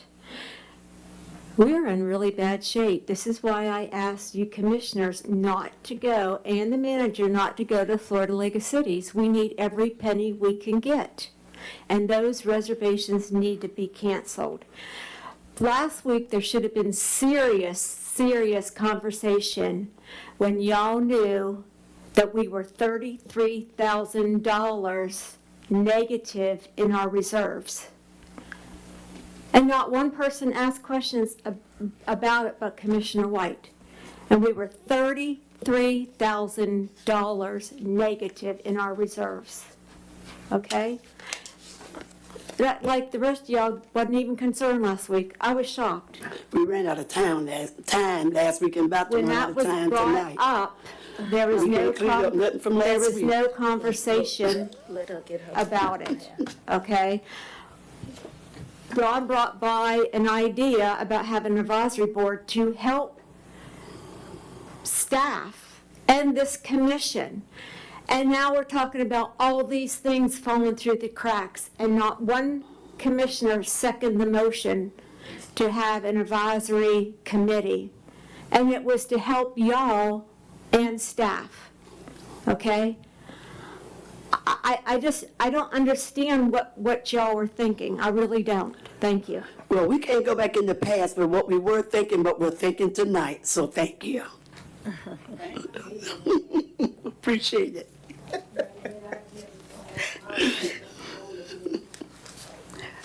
Additional public comments? No? All right, then we're gonna go to a motion, for the motion that's on the floor. So, Can I just ask one other thing? So, Yes, ma'am. Mr. Hammond, did you say that you would be able to get that win to us for the parcels? I Parcels. should be able to have all that tomorrow. I mean, it shouldn't take that long to do it. Okay. So will we get an email or something, or what will we get? Send it to you by email. Email us, please. I can email you, but you cannot correspond with anybody about it. Correct. You can't correspond back and forth. Not with You can you. correspond with me, but you can't correspond with each other. Oh, I know that. We're not going to correspond with each other, but, now, yeah, okay, that's good enough. And if I could just make one comment, just to make sure that it's clear, because the parcel by the church did come up, and it's come up in the past, sorry, bug. But it is a large parcel, and so we did cite the lift station in the corner, so that it, on the larger parcels, we did kind of try and do that. So if the city did decide that they wanted to subdivide and just keep that little corner for the lift station, and that goes for all the parcels, although some of them are smaller, but that is something that you guys can do. Just want to make sure you knew that that was an option, especially for the one by the church. Okay, oh, you're saying for the bigger piece, oh, for the church, that's bigger. Lift station and they. Right. Yeah, that 5-acre one, we put the lift station in the corner over there. Oh, okay. because But that way the the ones city could that- sell it if they wanted to. But the ones that are designated in the Holly Hills area, She's talking about one of those. are you talking about one of those as well, that were going I'm in the talking corner, about or no? all of them. I can't remember all of the parcel sizes off the top of my head. The one by the church is very large, so that's why it stood out. But any of the parcels, that is an option. But some of them I think are small enough that it wouldn't make sense to subdivide. Can you call me tomorrow on that and let's talk about it? Mhm. And I'll provide that information to you also. You got a question?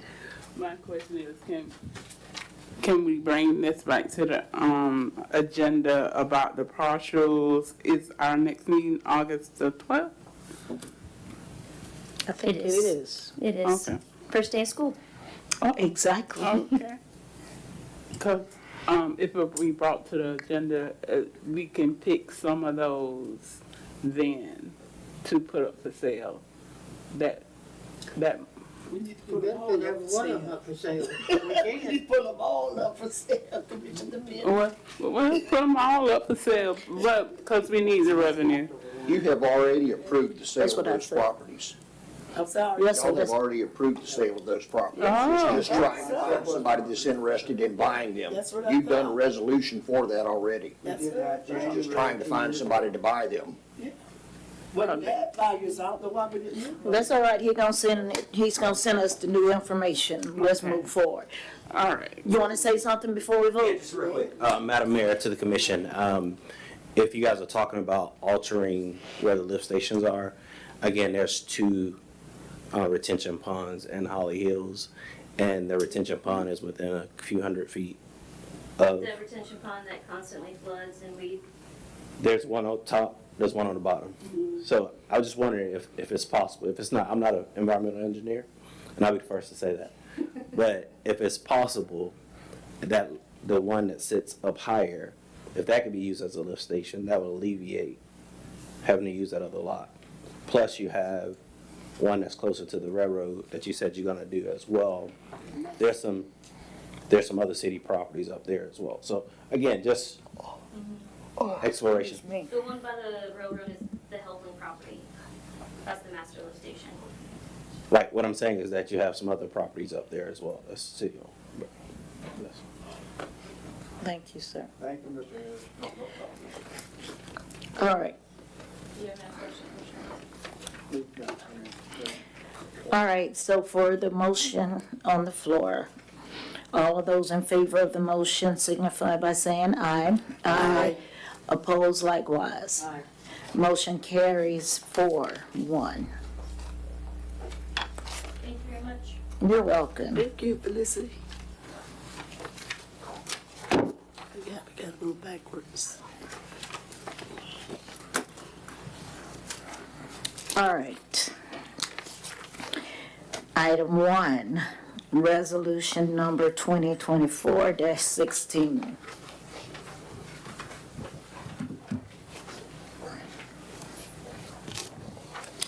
Madam Mayor, this is Resolution 2024-16, a resolution of the City of Archer, Florida, designating the maximum millage rate for the 2024-2025 fiscal year, making certain findings of fact in support of the city, approving said maximum millage rate, directing the city manager to transmit such millage rate to the Alachua County property appraiser, recognizing the authority of the city manager to execute and bind the city to such forms as are necessary to designate such rate, directing the city manager to execute and bind the city to such forms, repealing all prior resolutions in conflict and providing an effective date. Thank you. So move for discussion. Second. Thank you. We have a motion by Commissioner Hope and a second by Commissioner White. Commissioner discussion. I'm sorry if I may, just my first and only question, Mr. Hammond, what is our current millage rate?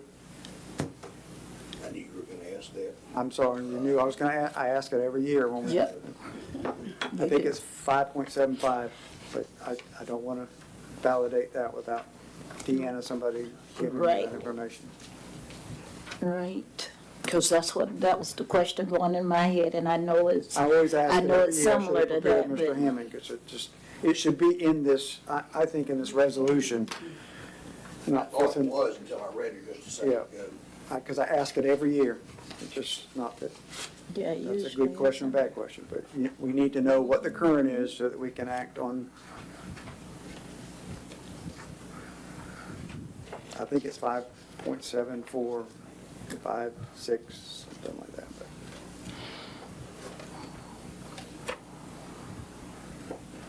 Madam Mayor, while he's doing that, can we table, Madam Legal, agenda item 2, agenda item 3, and I guess we have to do the last one. Yeah. When is the Florida League of Cities conference? August, isn't it? August So we have 14, to do that. 15. But if we could table agenda item 2, 3 until the next meeting. That's I'll get us absolutely out of within here. your power. And also, Madam Mayor, I found your resolution from 2023 adopting the millage rate of 5.641. 0.6, okay. Now, we're doing a lot. Well, not a lot, but quite a bit. But a lot. Hmm?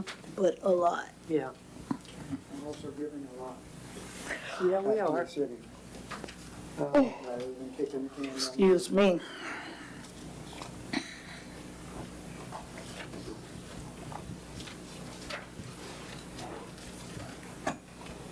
All right, so we got that.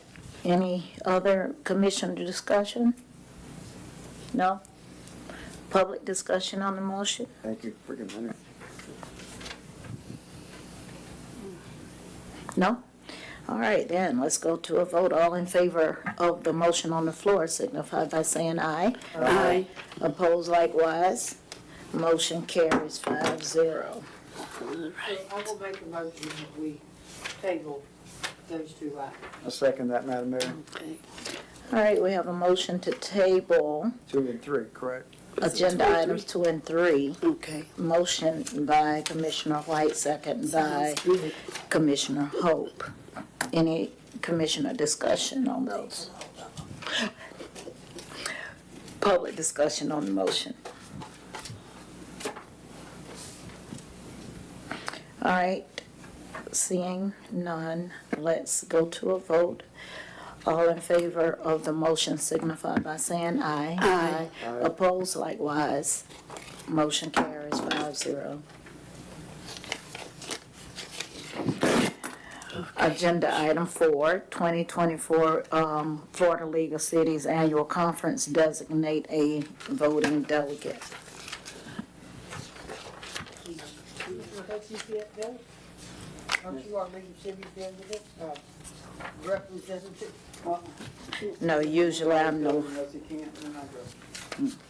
This is voting member at the conference itself. Right. It's what? The voting Member at at the the conference conference. itself. It's usually the mayor or the vice mayor. Do one of y'all want to go? Well, I have a mayor's meeting, so I can also vote while I'm there. Have it. To do the. She told me have at it.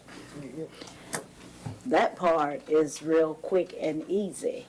The voting, yeah. I'm not trying to put anybody on the spot, Madam Mayor, but if I may ask, we're asking for a motion. I'm just asking a question. What is that expense each year if we have just one delegate go? It's only one delegate for, oh, you mean one person going? But Mr. Hammond, you normally go as well, don't you? Yes, sir. Okay. And what is that expense normally for us? $4,000? When you combine both of them together, probably about that for both of them. Just so you all, I mean, it's a $4,000 expense for the 3-day event, correct? For 2 people to go? Event. It's a 2-day event. 2.5. Oh, I thought it was. 2.5. It says August 15th through the 17th. 15, 16, 17. Yeah. So it's, yeah, like 2.5 days, 3. The vote will be held on Saturday, August 17th. Yeah, then it will end on the 17th. But the voting delegate, that's not just the conference. It's always one voting delegate. And that's you, that's the mayor or mayor designee or Right. whatever. Now, although anybody at the conference is welcome to come in and listen attend to and what participate. all of the cities are doing, And yes. what happens if we don't attend? I don't know. Are there, Oh, we have several times. We've are there got- municipalities that don't participate in this, correct? There, how many municipalities can't afford it? I mean, plain and simple, they're smaller. And now, I hear what Commissioner White is saying, but honestly, just about every municipality around here is there except Gainesville. They don't participate. They participate sometime, yes. Yep. Good for them. They participate sometime, not often, but. They don't get away. Well, that might be that, but hey, when the money comes to Alachua County, where does the money go? Yeah, to Gainesville. Yeah, exactly. Okay, so hey, so they're not trying to go and lobby and get anything else. I've seen Cynthia Chestnut. She comes sometime, but yeah, like I said, they come sometime. But most of the time when it's like the entire meetings, it's rare that you see Gainesville. Yeah, but you'll see all of the other cities. And Madam Mayor, it may die for lack of a second, and that's fine, but my position is, with all our discussions we had tonight, is that we not participate in that and expense that money. Second. For further discussions, for the sake of discussion, I just feel that we have so many irons in the fire and so many projects that have monetary deadlines. That $4,000 is critical at this point, or $3,000 or $2,000, even if one of you don't, elect to not participate. I know the concern is it sends a message that we don't care about League of Cities. That's not why we're doing it at all. We have an audit that'll be just getting finished and getting that report. It's not in our best interest to do that. We're talking about, how much more expeditious can I be with saying, please get me the price tags for the surplus properties that we can manage to get surplus money in here so that we can not lose $1 million recreational center grant funding. So that's my motion, and that's the justification for it. All right, we have a motion by Commissioner Hope and a second by Commissioner White. Any further discussion? Public discussion on the motion. Just selling the properties is a quick fix for this situation, if you can do it. But growing revenue is slow. Cutting expense is immediately. And unfortunately, the expense you get the immediate return on is personnel. And we don't want to go there if we don't have to. But we need to cut every expense we possibly can to dig ourselves out of this hole. And if you're not willing to do that, then I got nothing. Go ahead. Madam Mayor, if I can just ask, and again, nickel and diamond, finding carrots under the rocks. Have we received the $10,000 Gainesville, Visit Gainesville grant money for the red, white, and blue? Is it in our bank account? Red, white, and blue. And that is how much, $10,000? 10. Thank you. And we already, Looking for the little bunny rabbits under the rocks that, this thing is a machine in motion here.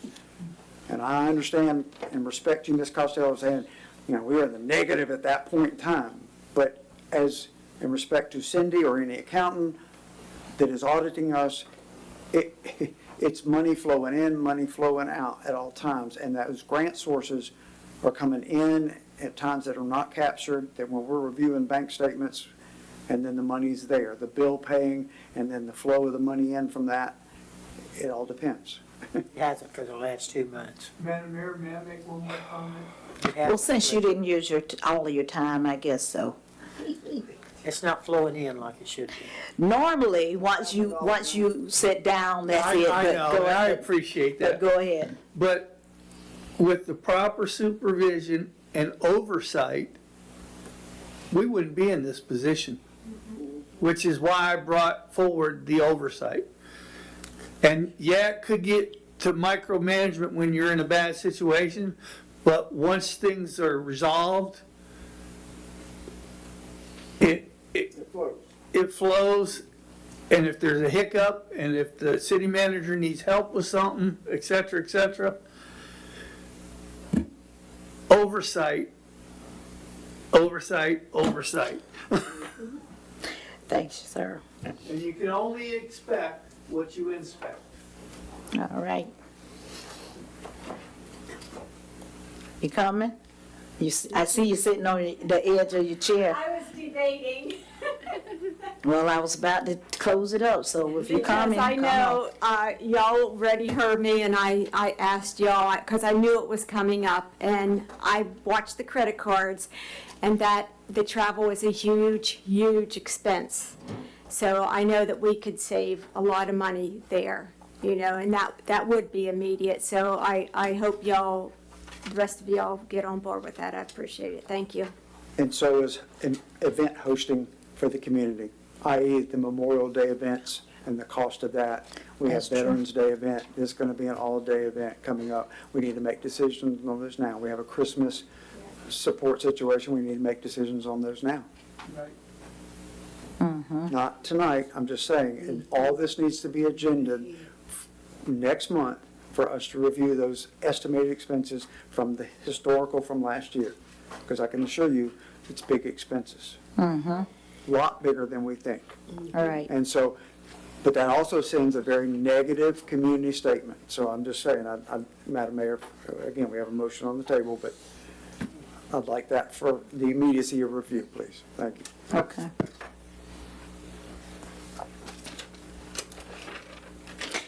All right, are we done? Okay, so all in favor of the motion on the floor signify by saying aye. Aye. Opposed likewise. Motion carries 5-0. Is that it? Oh, reports, correspondence, and communication. Jump to the manager's report. We Okay. have, the overtime report is attached behind it. We are continuing to do the food drives at Maddox Park. The next one was, originally the 9th. We have one scheduled for the 23rd and one scheduled for the 8th or the 6th of August. Code violations, there were 2 additional code violations on July the 3rd. We did a final code courtesy letter to 17145 Southwest 128th Place for overgrown yard. Oh, your microphone. Ma'am? Microphone. Microphone. I'm sorry. My earphones were buzzing. Want me to start over? Probably, yes. The overtime report is attached. The next item was the food drives at Maddox Park. We did 7/9/24, 7/23/24, and 8/6/24. Still have not been able to get hold of anybody for the farm share yet. We had 2 code violations issued on 7/3/24. One was a final courtesy letter to 17145 Southwest 128th Place. They got a code violation for unsafe building and overgrown yard. That was they were a repeat offender, and this is going to the magistrate. They did a code violation for 17209 Southwest 127th Avenue for unsafe building. They did a code violation for 17259 Southwest 127th Place. And 16377 Southwest County Road 346. All of these are actually going to the magistrate. It was going to be in July, but I think it's now the 3rd of August. Kirsten? I think that's correct. I believe it's the 3rd of August. Yeah. Next item is number 4. Alachua County has provided us some in-kind support over the last month. They have given us some speed limit signs, some new stop signs, and we have replaced some of the worst ones in the city. You might notice that some of the speed limit signs now are larger than the others, but what the county did was they are using the state standard for their signs now. So eventually we'll go back to the county and replace all of our smaller signs with the county's larger signs. They also provided us the golf cart signs for the city. We put them at 7 entrances coming into the city, and that was required by ASO. In order for people to use golf carts on our municipal streets, what it actually says is local streets only. Our 5th Red, White, and Boom turned out really, really well. We got the $10,000 grant from the county. We got almost $8,000 in support donations. We had 21 vendors. Some of them were food and some were craft vendors. It went really well. We did a lot of ticket sales for the bull ride and the dunk booth. The car show went very well. We had 11 cars, I believe. Something like that. 13. 13. But the car show went, Give out 13. yeah, it went really well. The only thing they complained about, and it was hot. It was They hot. did not like the heat out there, but it is what it is, the middle of July. Correct. Item number 6 is some of the items that I can't hardly read mine because the ink is really light on it. It's all right. We'll see it in the But email. what Public Works has done, And then behind the overtime sheet, I did the questions and answers from the June 10th meeting, and I provided you some answers on there of the questions that had been asked on that meeting. Following that, you got the Public Works to-do list, what they've done and what's still open there. You got the admin list, what's done and what is still pending there. And you've got a new list, it's the attorney's list of items that are pending with the attorney that we're talking about. And that's all I have, Mayor. Thank you. Attorney's report. Madam Mayor, for the sake of just Robert's Rule of Order and our protocol, I'll make a motion to extend the meeting 10 minutes. Thank you. We have a motion by Commissioner Hope to extend meeting and a second by Commissioner White. Any commissioner discussion?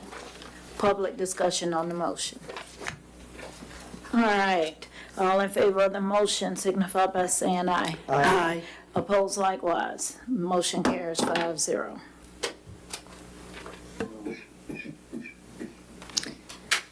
Madam Mayor, I'm happy to discuss any of the items that you see, but other than that, I don't have anything other than all the trouble that I've caused already tonight.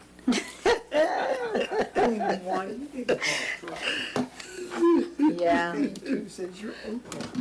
You're good. All right, Commissioner report. Let's start with you, Commissioner Hope. I have nothing to report. Commissioner Green. Nothing but we, oversaw the health fair Saturday. Yes, yes. Commissioner Petty had, our turnout was low, but the, presenters that came were very good, and, so, I wouldn't call it a complete failure, so. I just think we have to find a better way to advertise it. No, Yeah, if you Yeah. take the time, it was on Facebook. They had signs up. We've been talking about it for months. So we just won't do that again. No, you have to do it. So we'll have to do do it. something else. Yeah. We'll have to do something I else. think you have to do it. You probably just have to advertise on we just have TV and different places and just have a longer time to advertise. Quit giving up. You don't give up. Don't be defeated. Anyway, were you done? Because we just I interrupted. am done, go ahead. Okay, Commissioner White. All right, I met with Roberta, Lori, Dawn, and had a phone call from Brenda Skinner. From, As oh, part okay, of the Brenda. meeting that I promised them. Well, Thursday the 27th. These are their priorities, all of our priorities, besides finances. Cleaning up Archer, and when I say cleaning up Archer, because that's gonna be what sells Archer, is cleaning it up. When I say that, it's the edging, the sidewalks, when they mow, do the weed eating, and, there are a lot of trees that need trimming that, down at the park, and according to Roberta, there's quite a few in Holly Hills. And Bushes and trees. basketball court is very. That's what, so those really need to be checked out. In front of the Methodist Church, there is a tree that's been,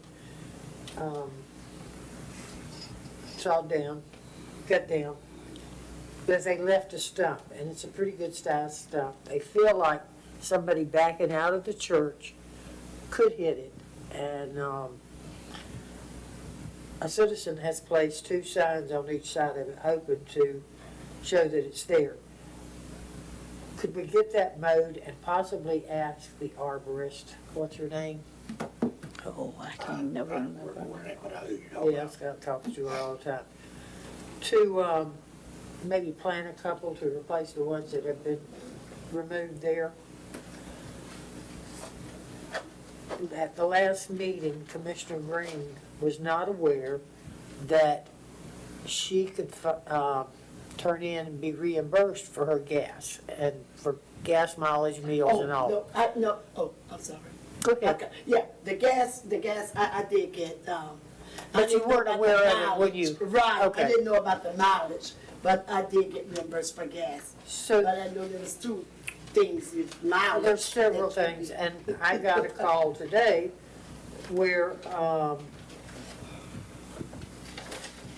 a new official, a new board member, wasn't sure about one thing or another. And, we believe that all our new commissioners and any newly appointed board members should be brought up to date. They should have something telling them, this is what's expected of you, this is what and just a handbook for all of our new officials. Used to, Florida League City sent one that gave all the information out. So, the CSX property, Tony, that's between, I'm trying to remember if I'm right, between the apartments and the railroad track.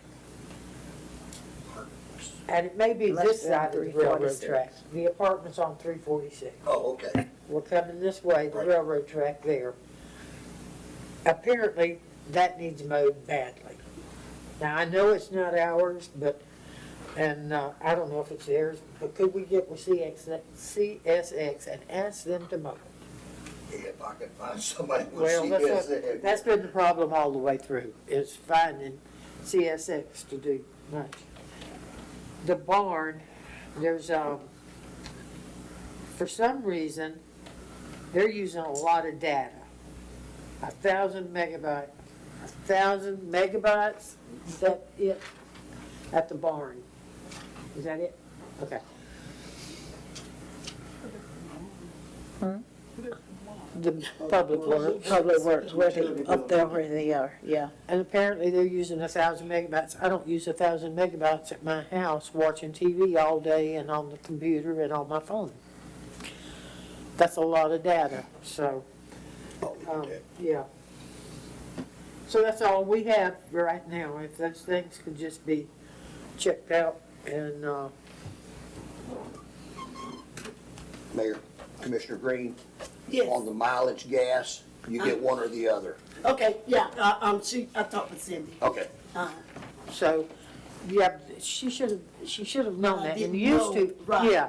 And used to, we got a handbook. Right. I have a thick book that has the code of ordinances in it, and I have one that's got the land development code. And I'm not too sure it's not a Fulton Walker, because somebody borrowed my book from 25, 30 years ago. Yeah, there's not much left to it, but, I'll take a look around. huh? I'll look around for I it. think Danielle may have got it for something, I'm not sure. But anyway, every new, Don just got on the Planning and Zoning Board. He should have the land development code at his disposal. He should have it written out so he can look at it, and if he wants to make a note, make a note. If you're on the codes board, you ought to have the ordinances. Exactly. So, that's all I have, Madam Mayor. All right, Vice Mayor. I did go to, Microphone. I did go to Blossom and Bloom Gala. I paid my own way. I paid for my own ticket. Blossom and Bloom. It's for breast cancer. Oh. So I did pay for my own ticket. Keep going. So, and then I also have gone to Truth and Reconciliation. I went to the two of those meetings and helped working on the quilt. But my question is that they had a question in reference to, did we tell them, I thought we did, when they got ready for their ceremony, that we was going to give them a waiver for the Wilson Robinson Park? Did we not tell I them? think I we don't know if we did did. when they came up, and that was I feel like it was like January or February when they came and asked, because it was early in the year. Yeah. Yeah. Because they say we never got back with them. I said, no, I thought we voted on right then that we did too, were but I would going have to try to go to give a find that. waiver for Did they that. turn an application in? I think they I did think have. they did. I want to say they did. But I was going to ask Deanna because this was just Saturday. No, it wasn't. It was last Tuesday. Then I got all discombobulated, so I had a lot going on. So, and then what else did I do? I had a kind of like conference call about the opioid crisis. So, and I did miss the YMCA meeting, and I'm gonna miss it again this month because it's Thursday night. So I'm always obligated to the city of Archer first. So that's all I done. That's it. All righty. Madam Mayor, I'll make a motion to extend the meeting 10 more minutes. For the sake of Robert's rule. I second. Thank you. All right, so we have a motion by Commissioner Holt to extend the meeting a second time, second by Vice Mayor. Any discussion? No. Public discussion? No. Thank you. Let's go to a vote. All in favor of the motion on the floor signify by saying aye. Aye. All opposed? Likewise. All right, 5-0. Gee. Hello. Look, well, he kind of confused me when he threw it in, but thank you, Commissioner Hope. I appreciate it. Oh, Tangi say no. Nobody is, no, we gotta get finished. You want us to get out of here. That's what that means. Oh my God. Now see, I got all lost. All right. Oh God, yes. We went to the health fair. It is never, we worked the health fair, we better say. It is never a waste of time. It is never a failure. People do support you. There were different people that came out, even though it wasn't a lot of people. We gotta think about a couple things, and one is the fact that it was a Saturday. It was several funerals on Saturday. There were a lot. We can't not plan for funerals, but we know in our community, the black community, that is usually when they are. And I needed help here because I was falling out in my yard. you about did. And the time of day, because the people do come out the later it gets. Yeah, you don't get too many people in the early morning. So I think maybe doing it later in the day would be a good idea. That's what I think. Yeah. But like Commissioner Green was saying, the presenters were awesome.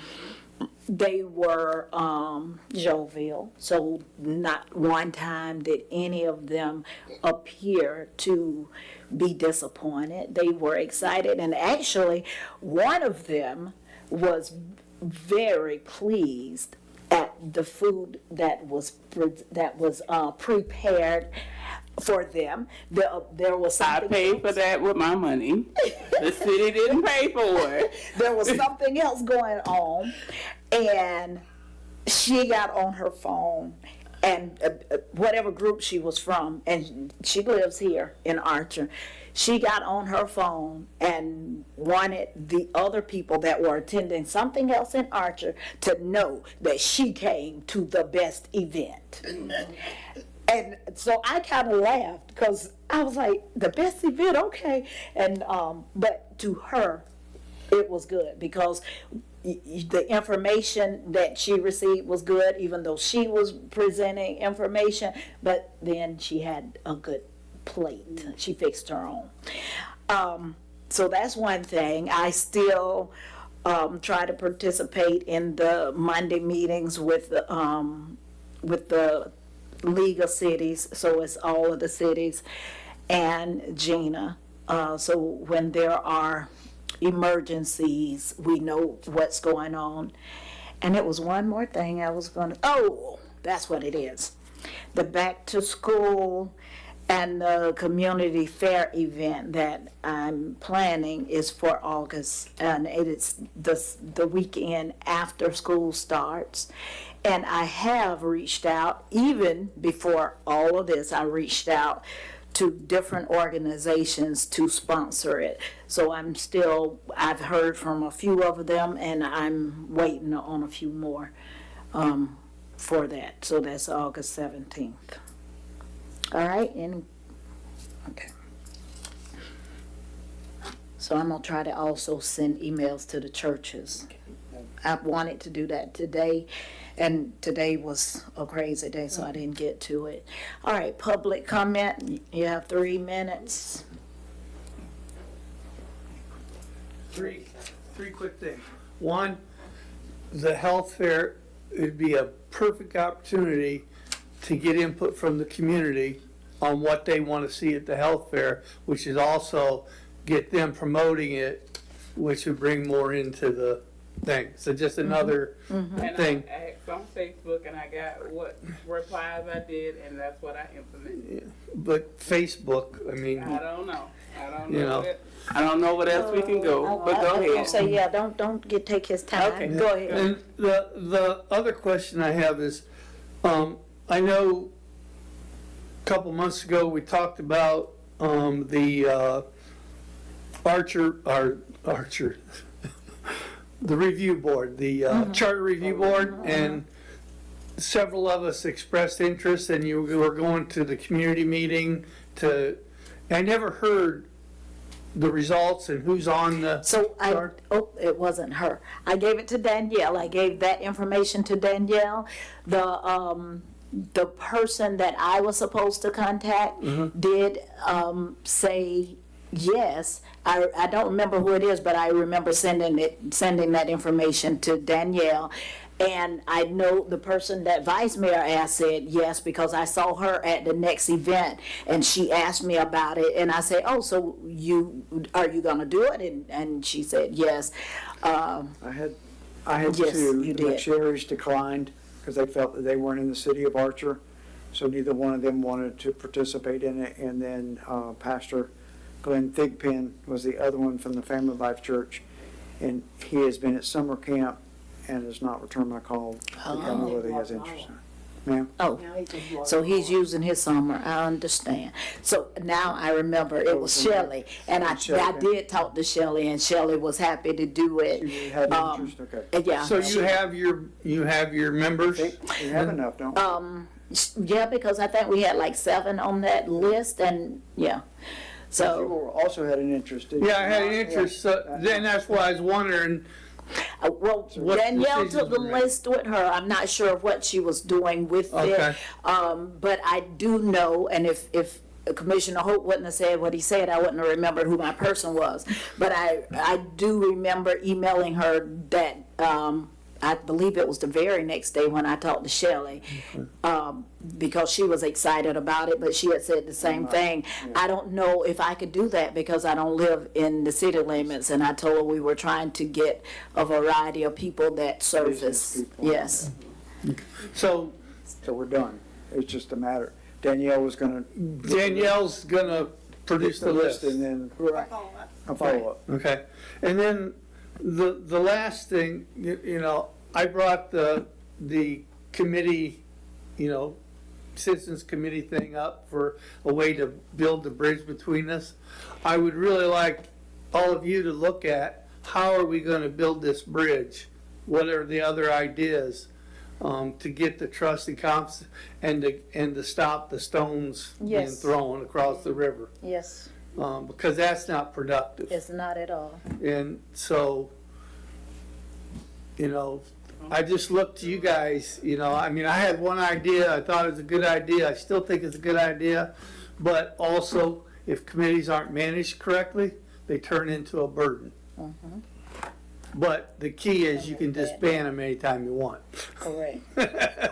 So, anyway, I'm looking for ideas. If you want me to shut up and go away, I'll do that. but No, I just I like you, go. bringing this community together, you know, and you and I have talked several times, and you always start the conversation. That has always been your goal, is to unite this community. It has.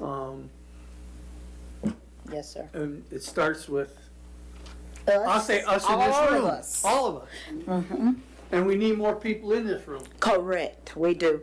And speaking of that, that was the other thing I was gonna say, so thank you for reminding me. Commissioner White. Oh, great. I know. When I said the other week about, and I'm sorry, I'm not gonna be long, because we're gonna give Lori her 3 minutes. But when I said about we're not going to attack, I was not just talking about you, I mean period.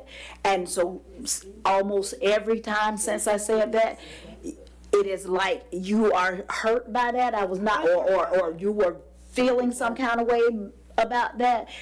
And that's not my purpose. That is not my purpose. Because I am just like what Mr. Don just said, I want us to work for the common good. We don't always have to have the same ideas. We should be able to come together and to talk about those things. So it doesn't feel good when people keep throwing things at you like I'm, you know, because I have never attacked you or anybody here.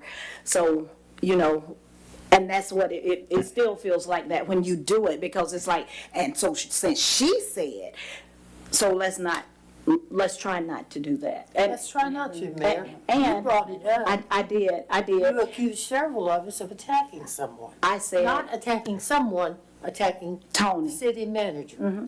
Yes, I Now. said that's what it felt like. And we might need that extension. I said that's what it I felt. did not. I said that's what it felt like, Joni. I mean, Commissioner fine. White. And Okay. that's fine, that's what it felt like to you. More than However, and then when you came at us and said you would not be a part of the attacking. I won't.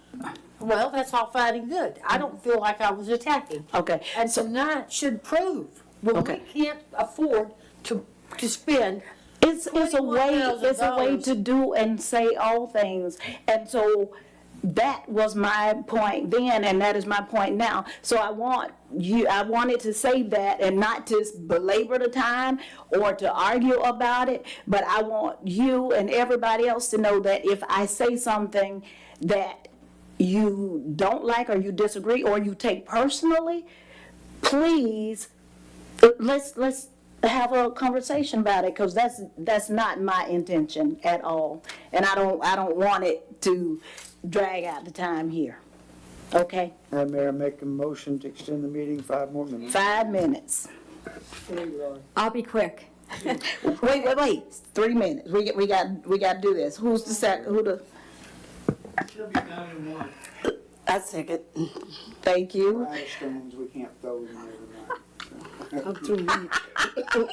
We need not to be throwing them anyway. All my body's- All right, any public discussion on the motion? No? All right, let's, all in favor of the motion signify by saying aye. Aye. Opposed likewise, motion carries 5-0. Extended. 5 minutes, I mean, you got 3. So I wanted to tell you, idea, overtime is a huge expense, huge. And that could be cut. You know, there's things managers can do. You know, you work 2 days here, you get a day off during the week. I mean, you know, Hawthorne doesn't pay any overtime whatsoever. Most other cities will do, okay, this is how much we're gonna spend in overtime, and this is it. Overtime is a huge problem here. So that could be another big savings. I am asking y'all to reconsider that advisory committee. I mean, you need a committee just to follow agendas so things doesn't get lost and skipped. That would be one one thing they could do besides many other things.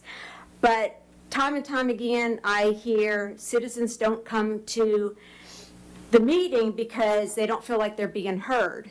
When I think citizens would be okay with coming to an advisory board, advisory committee, and telling them, and then we could bring it back to the commission. You know, I'm just throwing out ideas of what all the things that advisory committee could do, and it would certainly build that bridge, because I know that y'all want citizens' input, and when you have advisory committee, you got citizens' input. So I'm just, I wish this would come up again, and that you'd have a change of heart and at least try it. At least try it. Thank you. Thank you. All right, meeting adjourned, 10:23. Good night, good night. Good Lordy. Hold on, I guess you may. I think this might be Roberta's. That was sitting in the corner, yeah. Not